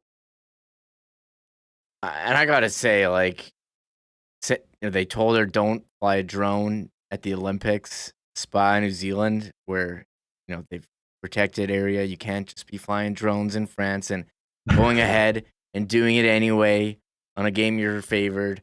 and then putting out that New Zealand against New Zealand. Like, Okay. what are we? I mean, you should the drone thing. There's almost no advantage to seeing a soccer practice because you have so much footage of what a team does during a game. So, like, already stupid. Then to do it against a team way below you, like levels dumb below that. And then the arrogance to try to say that other teams are doing this, we were just doing this to keep up. Like it's stupidity that Canadian sports shouldn't be delving into. And I thought we were above it. Apparently we're not. But at the very least, now the women can just focus on the actual games. And hey, maybe they've shown they don't need a coach after all, right? She goes packing, and this team just keeps on cruising. So I mean, if they could get past Germany and get into the semis, you almost get the sense that it's like team of destiny moment at that point. So hopefully they've got just enough left in the tank to get by the Germans, and then we can worry about the medal round after that. How about that apology that she put out on legal letterhead? Also, just saying how sorry was she. All that was missing was it being in Comic Sans MS font. That was the only thing. Or like a notes apology. Why doesn't someone just come out and say, you know what, I was trying to get an advantage. I'm sorry, I got caught, instead of whatever garbage that she spewed. So, I don't know. I think you kind of get swept under the rug a bit, and you're more focusing on the adversity that Team Canada faced, how they overcame it, and had a performance of a lifetime here, winning, an extra time in the second game, and holding on with the 1-0 win in the third game to advance. But we'll stay tuned tomorrow against Germany. Some, nice long weekend, nothing like staying inside and watching Olympics, or sitting outside and watching it on the great CBC Gem app, at least on mobile. I don't know what you have tried watching on my Fire Cube. You can't fast forward on the Cube, so you got to do it. You got to have it on like my phone and cast to the TV. I know CBC Gem, they got to get their tech people on that. Anyways, that's for another show, Winnipeg Sport, how to watch sports. But Brandon, thanks for coming on. Have a great weekend. Fun chopping it up here, and I will talk to you next week. Yeah, sounds good, man. Thanks for having me on. We'll talk next week. Yeah, there he is, Brandon Rewucki. Follow him on X, formerly known as Twitter, Brandon_Rewucki. Skates and Plates podcast. It's the symbol, the ampersand, isn't that what it's called? You got to search for that. You can't write A-N-D or it might not show up. But he does some great work there with his brother, Tyson Rewucki. All right, got a big guest coming up, Magnus for Magnuson. But first, here's Hustler. Hey, with this long weekend here, let's do it a little early and raise a glass to the weekend. Today's podcast is sponsored in part by Generic Lager, your basic lager, just better. Little Brown Jug made the taste you crave with the name that says it all. With this impressively standard lager, whether you're at a Jets game, a Gold-Eyes game, or watching from home, grab a cold one and cheers. Pick it up in all your Little Brown Jug favorites at Little Brown Jug in the Exchange District at 335 William Avenue, at your local LC or vendor, and of course at the ballpark and Canada Life Center as well. Another great spot to grab a Generic in 1919, especially with this beautiful weather we've got right now, is the beer can. If you're around town over these next beautiful few days and have not checked out the beer can, what are you waiting for? Got to be the nicest place to meet up with friends in the biggest and most beautiful outdoor beer garden in the city, with all of your favorite local beers from Manitoba's best breweries, frozen drinks as well, and of course the incredible food from the fellas over at Cosmos, the Food Cantina. And as you can see, you can also enjoy the great eats from the Cosmos boys at Next Door at 116 Sherbrooke. And look at those monster sandwiches from Hoagie Boys. I don't think you could possibly pack for a beach day better than a trip to South Osborne or Hoagie Boys. You can follow all of them on Instagram for the latest events and whatnot. And but again, it is a beer can weekend right now with this weather that we've got here in southern Manitoba. Shout out to Royal Sports. Hey, if you're looking for Canada gear, or of course Bomber gear for your next trip to Princess Auto Stadium, you got to head down to Royal Sports, the sports superstore here in Manitoba for over 40 years. Bomber gear, Jets gear, tons of Canada right around time for the Olympic Games, in addition to new NFL merchandise coming in by the day.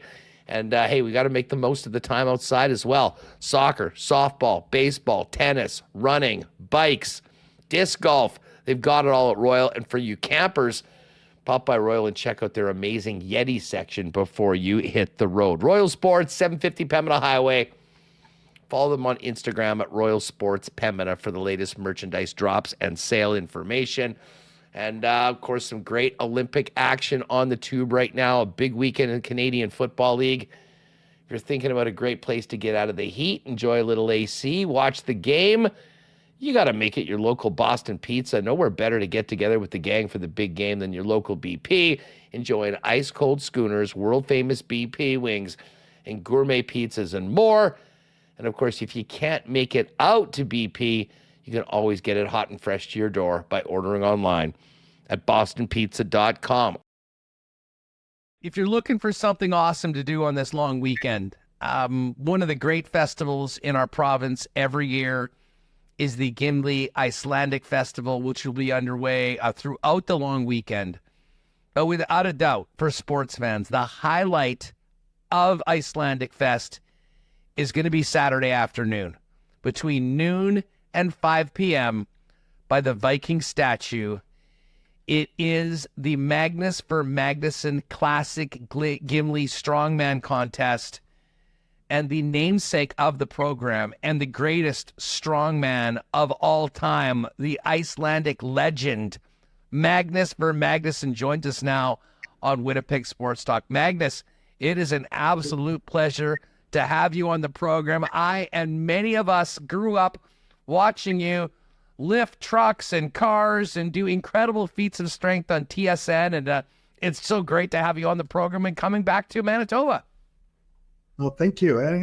It's always been a pleasure. You know, I've been to Manitoba and Gimli a few times even before. This is actually the third year we are doing the Magnus Classic qualifier there. The thing is, I started the Magnus Classic, Magnuson Strongman Classic. That's held in November in Iceland about 4 years ago. This is the fourth year. And from that, we started creating qualifiers to athletes to qualify for that show. And so this is the third year Gimli has hosting our qualifier. And one of the interesting things is that Tristan Hoyt, that won that Gimli show last year, came to Iceland, won the Magnusson Strongman Classic in Iceland, went to do another some wins, ended up getting invited to World's Strongest Man and ended up fifth. So, I mean, we're seeing some of the best in the game right now. And, you know, obviously taking advantage. I was doing a little research on Tristan beforehand. What an athlete he is. And, I mean, a springboard for him competing here in Gimli, going and winning the event in Iceland. And as you mentioned, fifth in the world's strongest man. It was incredible. Hey, just before we talk about the event, there's such a unique connection between our province, Gimli in particular, and the nation of Iceland. How did you know, like growing up, did you know about Manitoba and Gimli at all? Like, when was your first trip here, and how did that all come about? Because, I mean, I believe it's still the biggest Icelandic community outside of the country. Well, I believe it is. I didn't know even, you know, growing up, being in school, I did know about, you know, people that went west. You know what I mean? It was the new land. People went from Iceland looking for a new life, new opportunities. Like, you know, like a lot of other people did. And all of them ended up in that area. And the interesting thing, and I were offered to asked to come over there for the first time, but that was for the Icelandic Festival, probably about 20 years ago, something. You know, they took me to Bethel, which is the you know, for housing for the older people, and they warned me about this this guy that he would always get really emotional when he would meet somebody from the old country. And actually, and they was right, he was all in tears and everything. And it was so interesting to come there and meeting people that actually some of them had never been to Iceland, but they spoke some Icelandic, they understood some Icelandic, which I think is pretty awesome. Oh, it really is. And I mean, we see, now even in Winnipeg, of people that have grown up in that area, that have moved to the city. I mean, we know Icelandic names around here. I mean, it doesn't stand out like it may be in a lot of other places. And I think that all leads to the celebration of the culture this weekend, of which you were a part of. I have to ask you about just getting into strength athletics, as you call it, in these strongman competitions. I mean, you won your first World's Strongest Man in 1991 and just continued competing, won 3 more after that. I mean, really were in a lot of ways the face of the sport. How did you get into this? Like, I mean, there's weightlifting, and we're used to the Olympics right now, but it's very different. I'll never forget the first time I saw you guys lifting cars and stuff. I thought it was one of the coolest, most unique events ever. What was your path to becoming the world's strongest man? So, to make a kind of long story short, I was doing powerlifting in Iceland. And my countryman, Jón Sigmarsson, before me, got into this strongman, and he was still powerlifting when I was starting out. And from that, I was getting really good at powerlifting, and I started to do some strongman on the side.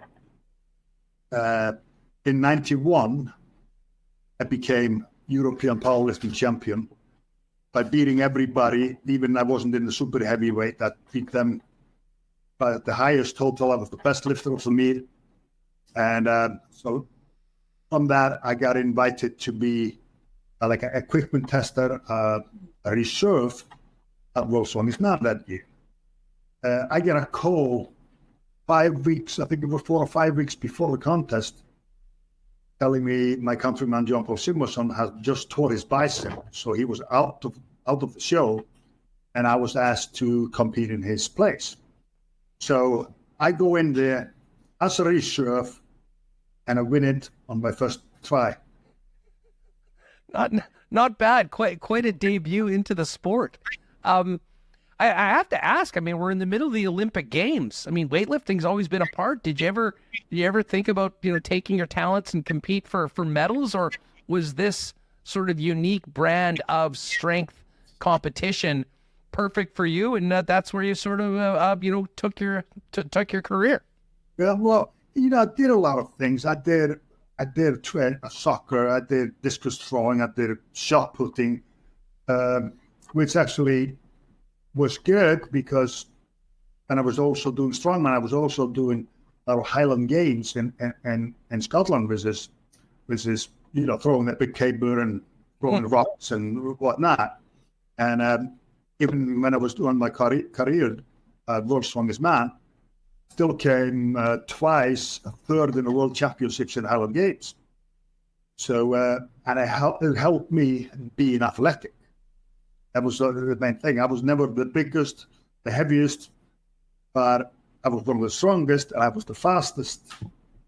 And I adapt really fast. I learned things pretty fast. So at that time, that's the perfect all-around strongman that you need to be. Well, I mean, listen, you're a mainstay on our sports channels for so many years, and now coming to Winnipeg to host the Magnus for Magnuson Strongman Classic in Gimli, 12 noon on Saturday. Now, here are the events: the Hercules hold, the Viking press, the car deadlift, the Husafal carry, which is the sandbag for distance, and the sandbag throw. I mean, of all of these events, what's your favorite, and when people come out, what do you think they'll enjoy the most with all these incredible athletes trying to get that crown? All of the events are good. For the past 2 years, we've had a little bit different, so we switched it up a little bit this year. But we've had the sandbag throw every year. And the thing is, it's a set height, and they got sandbags, and sandbags gets heavier and heavier. So it's a matter of who throws the heaviest sandbag over the bar in the fastest time.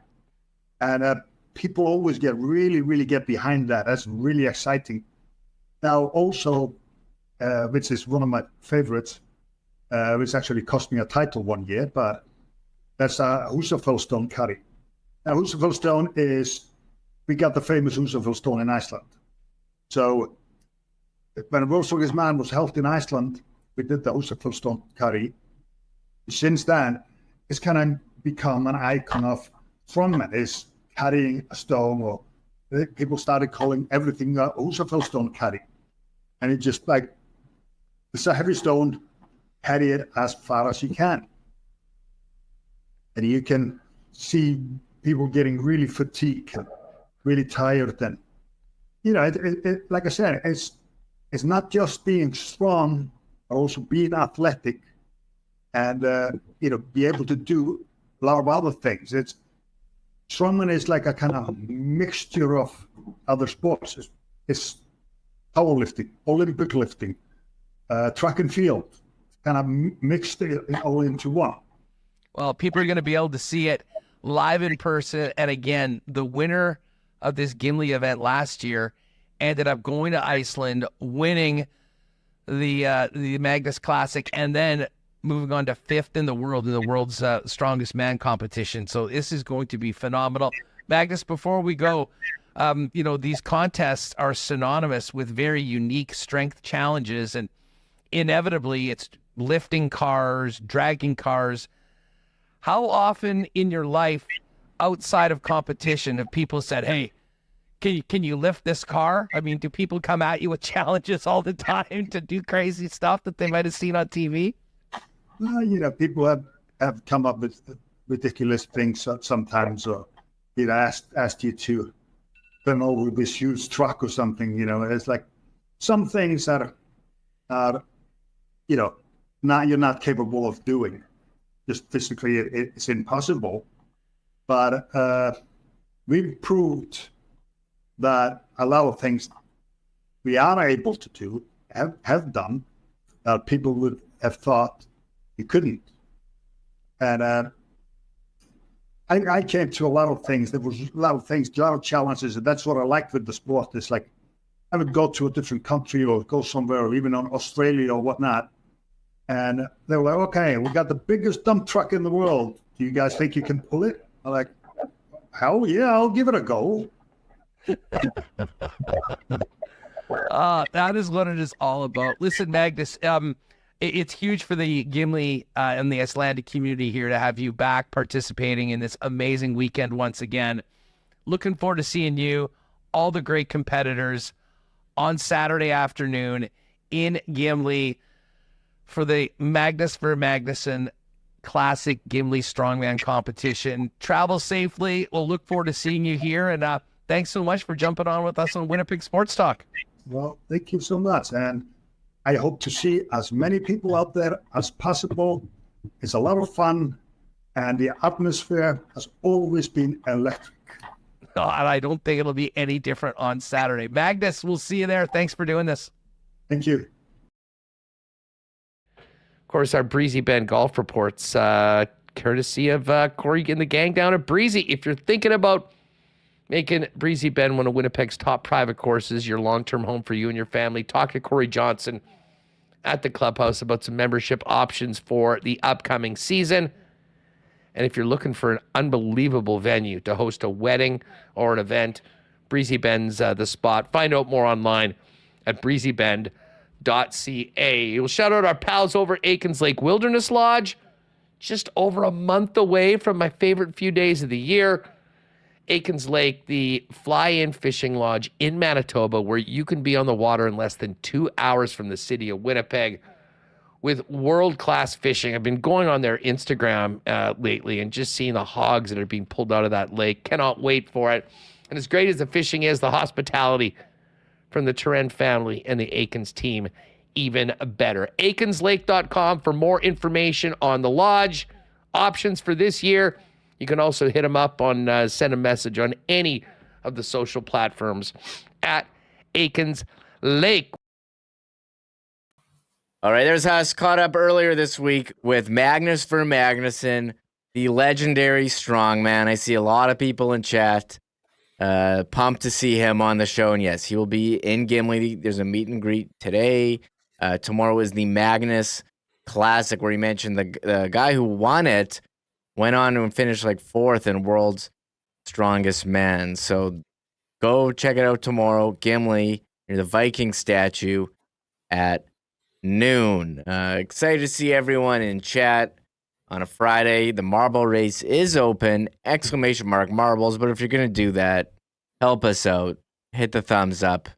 Make sure you're subscribed to the channel. It just tells YouTube we're putting out good content and might recommend it to some other people. And also check out us on podcast. If you ever miss anything, there is an audio version in your favorite thing.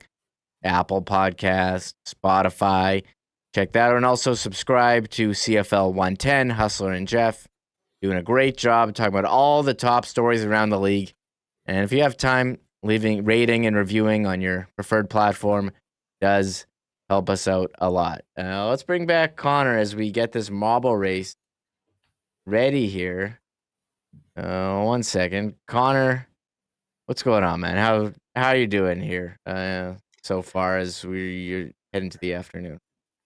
Enjoying these conversations. I'm sitting behind the scenes here watching you crush it in the host chair. And yeah, great stuff from Taylor and Brandon, and then great interview with Huss and Magnus. Yeah, well, first of all, Connor, that's a good way to get invited back by telling me that I'm crushing it in the host chair. But Yes. I mentioned to you before the show that Magnus for Magnuson was coming on, and maybe a little too young, but it used to be, you put on TSN and you didn't have all these fancy sports. You had strongman competition, you had motoring, you had Kiana's flex appeal, you had lumberjack competitions, but there was a lot of strongman was watched, and Magnus for Magnuson was always in. Felt very cool to be emailing back and forth with such a legend, and I even bragged to my brother, my cousin, that hey man, I'm emailing with Magnus for Magnuson, so he's going to be in Gimli. A lot of people are watching Olympics right now. I got the 10,000 meter final. Canada, Mo Ahmed, he's in second as they're winding it down. But I think they're going right for the finish line. What stood out for you, Connor, the Olympics so far? The favorite sports for me, I threw it in the chat yesterday, I think it was, that Huss or you maybe asked the question of what's standing out to people. The women's soccer, with all that's going on there and their ability to power through. The women's rugby sevens was awesome. But the women's soccer is still going, but men's basketball, first time on the Olympic stage since 2000. So first time in my lifetime that they've been in the Olympics, and they are good. Like, they should medal. And they're 3-0 undefeated in the group stage. They just beat Spain earlier today, 88-85, which was a really good game. RJ Barrett hitting some huge shots down the stretch. Shai Gilgeous-Alexander, he's like a top 10 player in the NBA, and he has been amazing on the Olympic stage so far for Canada. They're just such a fun team to watch. And I played basketball growing up, so this is naturally one of my favorite sports to watch as well. So the men's basketball, I've been keeping a close eye on them. They're the 1 seed in their group, so they're going to play their quarterfinal matchup in the coming days here. Then hopefully the semis, then hopefully the finals, where they'll most likely meet USA if they were to make it there. The US probably going to win gold. Crazier things have happened if Canada were to push for gold, but I'm excited to watch this medal run from the men's basketball team. They're a ton of fun to watch. We'll have to keep track as that continues, and I'm watching the 10,000 meter. Mohammed Ahmed just passed right before the finish line, so he finishes in 4th for Canada. He did have silver. He had a silver in the 5,000 in Tokyo. I find it funny how they call it Tokyo 2020. No one calls it Tokyo 2021. You trying to want to forget that it was postponed.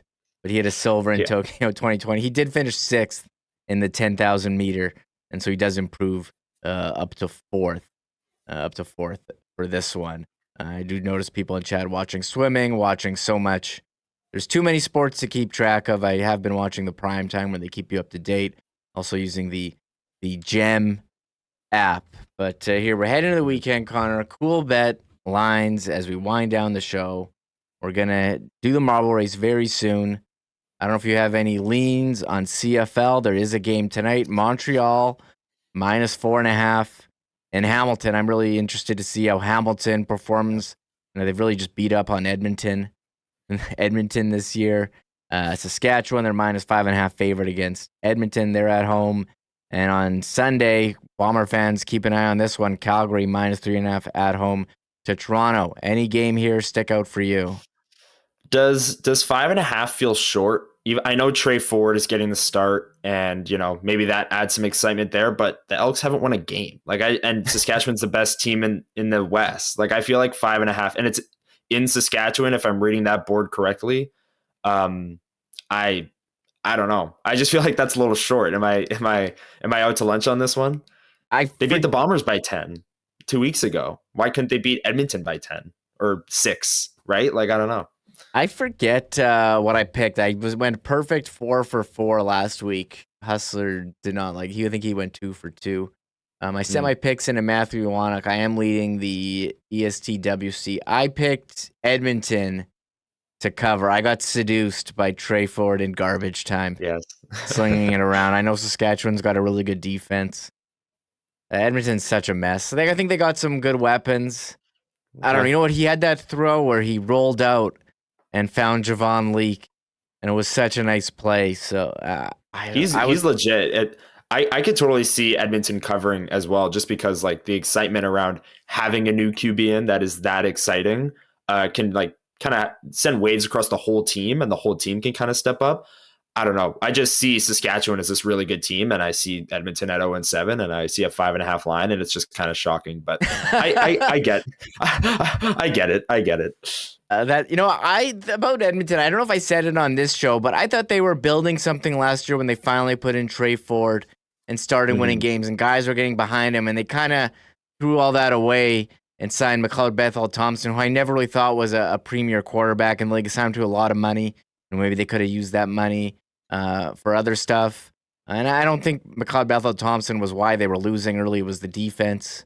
But last game against what we think is a poor defense in Hamilton, he did not perform. And you have this exciting Trey Ford, which they seem to not want to use. Why is he even there if they're just going to sign MBT? He seemed ready till he's give him a shot last year, but Chris Jones didn't think so. But now Chris Jones out of a job. So that's what's going on with CFL. CEBL, we mentioned this before. Playoffs. I can't even find playoffs. Sea Bears, they're in Calgary.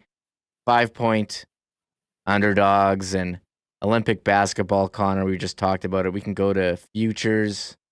Well, I don't think they have futures. We don't know the matchups, but we'll wait and see what the future is for basketball. Soccer tomorrow, Canada women +210 underdogs against Germany. What do you make of Canada and Germany going tomorrow?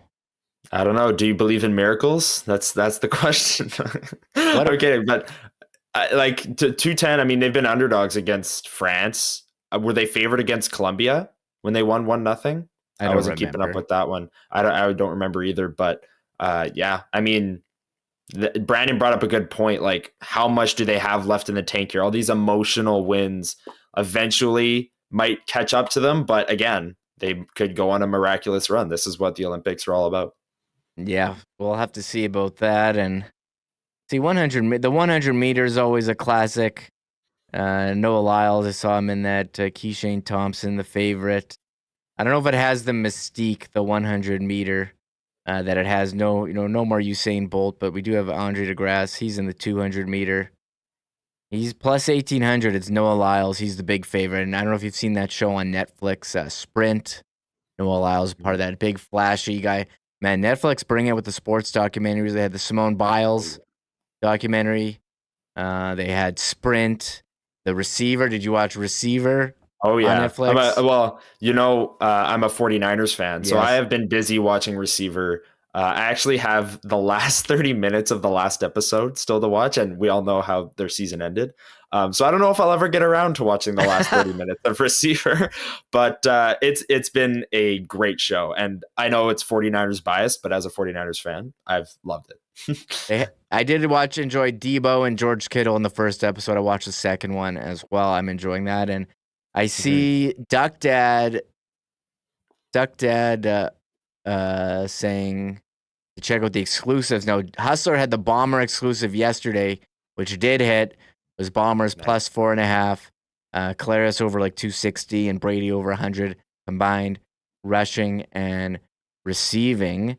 And I don't know which one Duck Dad was. It the DGen Den parlay with the Nationals, the Brewers money line, Mariners under 4.5 after 5 innings. That's a big baseball parlay in there. There's a bunch of other ones. Oh, here's the chalk it up one with the Elks money line, Stampeders money line, and Alouettes money line. Interesting that they have Elks as chalk it up when the Rough Riders are the team that's favored. Anyways, we're winding it down here. It's approaching 3:00. Final call for the marble race. I see 205 people in chat, 164 people in the marble race, doing a quick refresh. But it's not a Friday. Not a Friday without getting the weekend kicked off, and I'm closing the entries after this. This is your final warning, !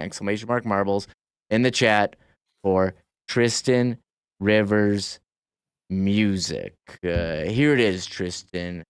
Hit the music. Which one am I going to go with?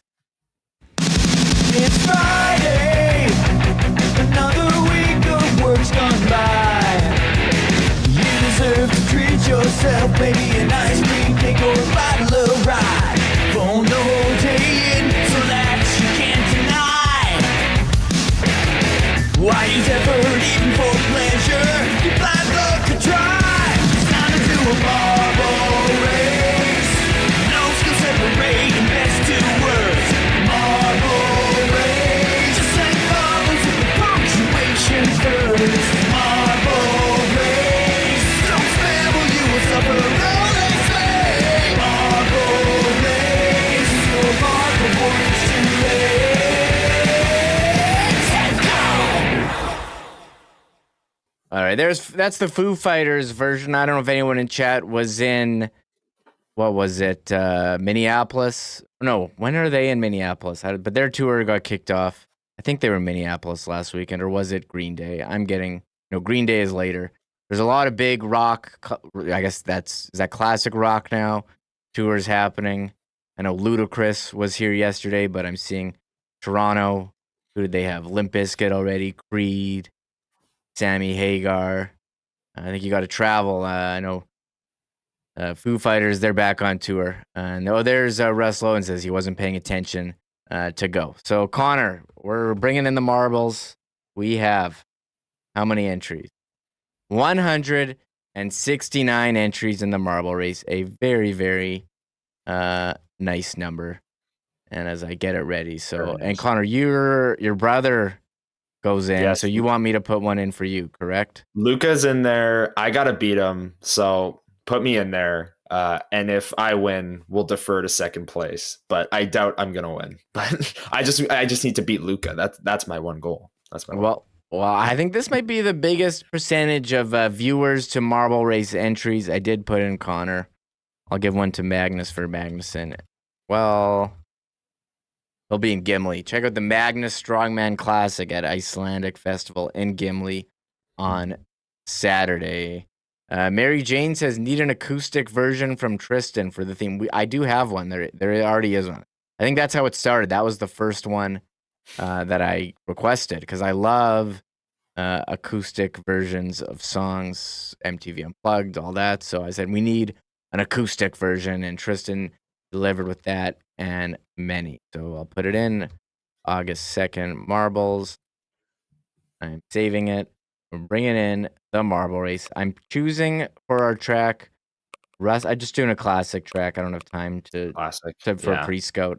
Too busy putting in all these notes about these Bomber domination. I mean, how many was your favorite stat about the Bomber game yesterday.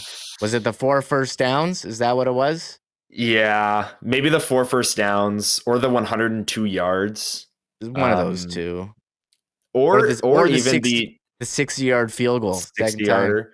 The time of possession also I brought up earlier, like 41 minutes in a 60-minute football game, time of possession is unbelievable. So that maybe that one. Maybe I'll go with that one. Okay, man, there's a lot of good stats from yesterday. Again, a lot of great players who couldn't even decide. Oh, I got to bring. Bozeman says put one in for Huss. Don't forget. So I'll put Hustler in all caps. All right, I got Huss in. Oh, Derek says the 0 on the scoreboard. Man, I mean, that's so many. The best stat. The score. That might be the best one. That's the one that matters. The 0 on the score. What about Lucky Whitehead? Just his name on the box score being in there. That could do it for you. That's very sad. Yeah. So I don't know. Or Lucky Whitehead's yards after catch. I don't know. There was a lot. There was a lot out there. So a lot of players you could have given the game ball to. And a lot of stats that could be your favorite stat from the game. Mm-hmm. All right. Yeah.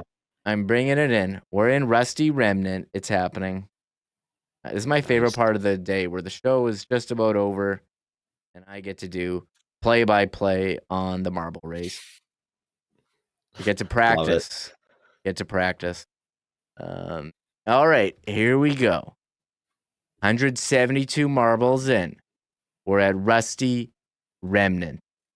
I'm hitting go, and the winner will get a Winnipeg Sports Talk hoodie. I believe we have some sizes, maybe not all, but email winnipegsportstalk@gmail.com if you win. We are coming down the Plinko style start. Mike Lay is in there. Ken B on opposite sides, and they merge into a little blockade, but it's Frosty Winnipeg, Mike Lay, and then on one side I see Atomic. On the other, the two loops coming together. Who's it going to be in first place? And Michael Lay, regular, but he gets stuck. Jerry Beluda popping through. There's a number of guys in there as they go up this elevator shaft, and it's Jerry Beluda in first place. BR Rune and Rip City in the mix as well. Leanne M.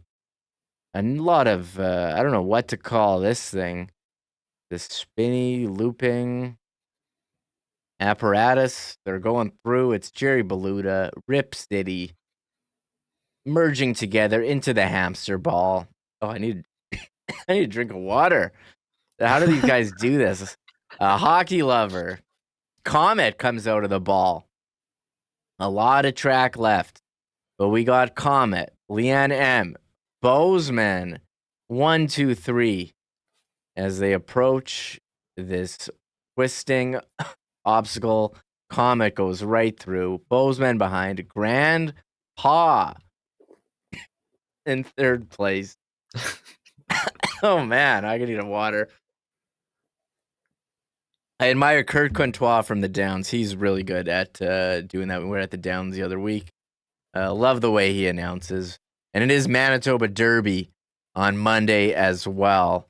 Make sure you tune in for that. Maybe me and Hustler will submit picks in our head-to-head battle. But going around this turn, real tight in there. Bozeman, Grandpa, and Comet. Grandpa, Bozeman going one way, Comet going the other. Comet's got a boost, taking a slight lead, but Grandpa and Bozeman about to hit a boost to their own. Which one is the superior way? But they got blocked. It's Comet. He's all alone. He's got some track ahead of him. I see Scott Westman behind. David Asplund. Who's going to catch Comet? Will anyone? Off the ramp and onto the track. This is the final stretch. Grandpa made up some ground. Everyone's catching up. It's Comet's race to lose. Or is it? He gets stuck. Grandpa's in there. Royster. Les Thompson finds a way to make it through. Could Les win the marble race? And it is Les Thompson out of nowhere, picking up the rear after Comet got stuffed. Congratulations, Les. Big time. WSTOG. He's at the Jets. He's at all the events. Les Thompson doesn't have a cell phone, but he does have a marble race victory. What a finish. Heartbreak for Comet. Heartbreak. Yeah, that was tough, man. For Comet. What a finish that was. Hey, that was pretty incredible. Hey, Connor? Yeah, I like that track. That's a good one. You could be winning, as you saw, the whole way, and then it comes right down to that last little plinko at the end. That's great. A lot of people in chat feeling bad for Comet. Royster finished in second. He was right in there. Grandpa was in there all the way. Short of Phyllis in there in third. Dan Jets fan. Gintelligence. Mikey B. Let me go. Let's see. Mikey B. Sean TM. Velveeta. David Asplund. We'll scroll down. Anyone have any side bets? I know Bozeman, he was in there. Let's see. Connor's going up against his brother. I don't know who won that one. There's Ross Ransby. He's in there every week. Anyone entering the marble race on a weird location? Oh, Comet says beyond heartbroken. I'm just picturing Comet Beyond heartbroken. celebrating. I don't know where he's watching, fist pumping, thinking he's going to win. And then have it pulled away. Oh, there's Luca. There's your brother, Connor, in 51st. No, I lost. Oh, I have to find you. more heartbreak. More heartbreak. I'm never gonna hear the end of that one. Yeah, is Ken your dad? Maybe. Wait, is that Ken Hrabchak? Yeah. Yeah, Okay, I lost to both. Oh, Did no. you? He's 88. I didn't see you in there. I lost to both. Unreal. There's Connor, 120. Unreal. The all caps Kyle in there, Spency 5 cents. Michael Lay was right in there at the beginning and then fell off to 132. Where's Hustler? Oh, Hustler's 157. Oh, wow. Not a good showing for him. And where was Bozeman? He was 45th. I think Ross won that one. Anyways. Where's Les? Is Les in the chat? Anyways. There's Damian Warner. Okay, he's 4. I've got the decathlon on. It's Olympic weekend. Connor, as we wind down, what's the plan for you this long weekend? With the Bombers already played, so what's on tap? What's on tap, Connor? What do I have on tap? No, I'm heading out to the ballpark. I'm working tonight's game, tomorrow night's game, Sunday and Monday, actually. They start a 4-game series tonight against the Sioux Falls Canaries. They're pushed for first place, come out to Blue Cross Park. I think it's fireworks tonight. They're celebrating Winnipeg 150 night plus the fireworks. So grab your tickets, 7 o'clock first pitch. I'll be there all 4 games working that. I think I'm heading out to golf tomorrow morning with the 2 people I just lost to in the marble race, my dad and my brother. And outside of that, I think I'm checking out the beer can actually this weekend, Remis. Yes, the beer can. Great. The beer can. Great patio for sure. Yeah. What am I doing? I'm heading out to Gimli, Icelandic Festival. Nice. Got to hit the rides. I was at Boardwalk Days, Winnipeg Beach last week, but Icelandic, I think they got rides there. Magnus for Magnuson there with the Strongman Classic. Maybe I'll make it out to the Gold Eyes game Sunday afternoon. That sounds lovely as well. There's a Monday afternoon as well. Oh, there is? Yeah. Long weekend. Monday afternoon. Man. Instead of WST, head on down to the ballpark. Yes. There you go. Okay. Look at that. 1 o'clock Sunday, 4 o'clock Monday. And Monday's also Assiniboia Downs Manitoba Derby. So you could hit the Gold Eyes. What does sports say that would be if you hit the Gold Eyes and then did the Manitoba Go down Derby? Portage, all the way down Portage to the Manitoba Derby. There Boom. you go. There you are. Plans solved.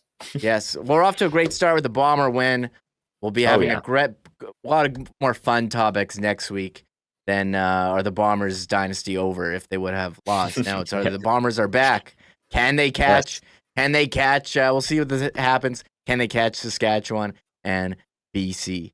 Anyways, thank you everyone for tuning in. If you are here, hit the like, hit the subscribe, turn on the notifications. We got to go. Michael Remis, award-winning Connor Hrabchak. Congratulations again. Thank Connor, you. we saw you on the Jumbotron at the game. Incredible. Yes. Yes. Thank you very much for calling me award-winning. This sounds too nice, but and thanks for having me on the show. Appreciate it. Anytime. And oh yes, apparently Tico and Apolly will be in Gimli doing the drag racing on Sunday as well in Gimli. So a lot going on at the Icelandic Festival there. Anyways, thanks everyone for coming in. Had so much fun, but we got to go. Get this long, we can start it. Crack a couple LBJ generic lager. Anyways, see you guys later. Bye-bye. Oh my God! Oh! Shut it down! Let's go home! Thanks for tuning in to Winnipeg Sports Talk Daily. Make sure to subscribe on YouTube and your favorite podcast feed at winnipegsportstalk.com.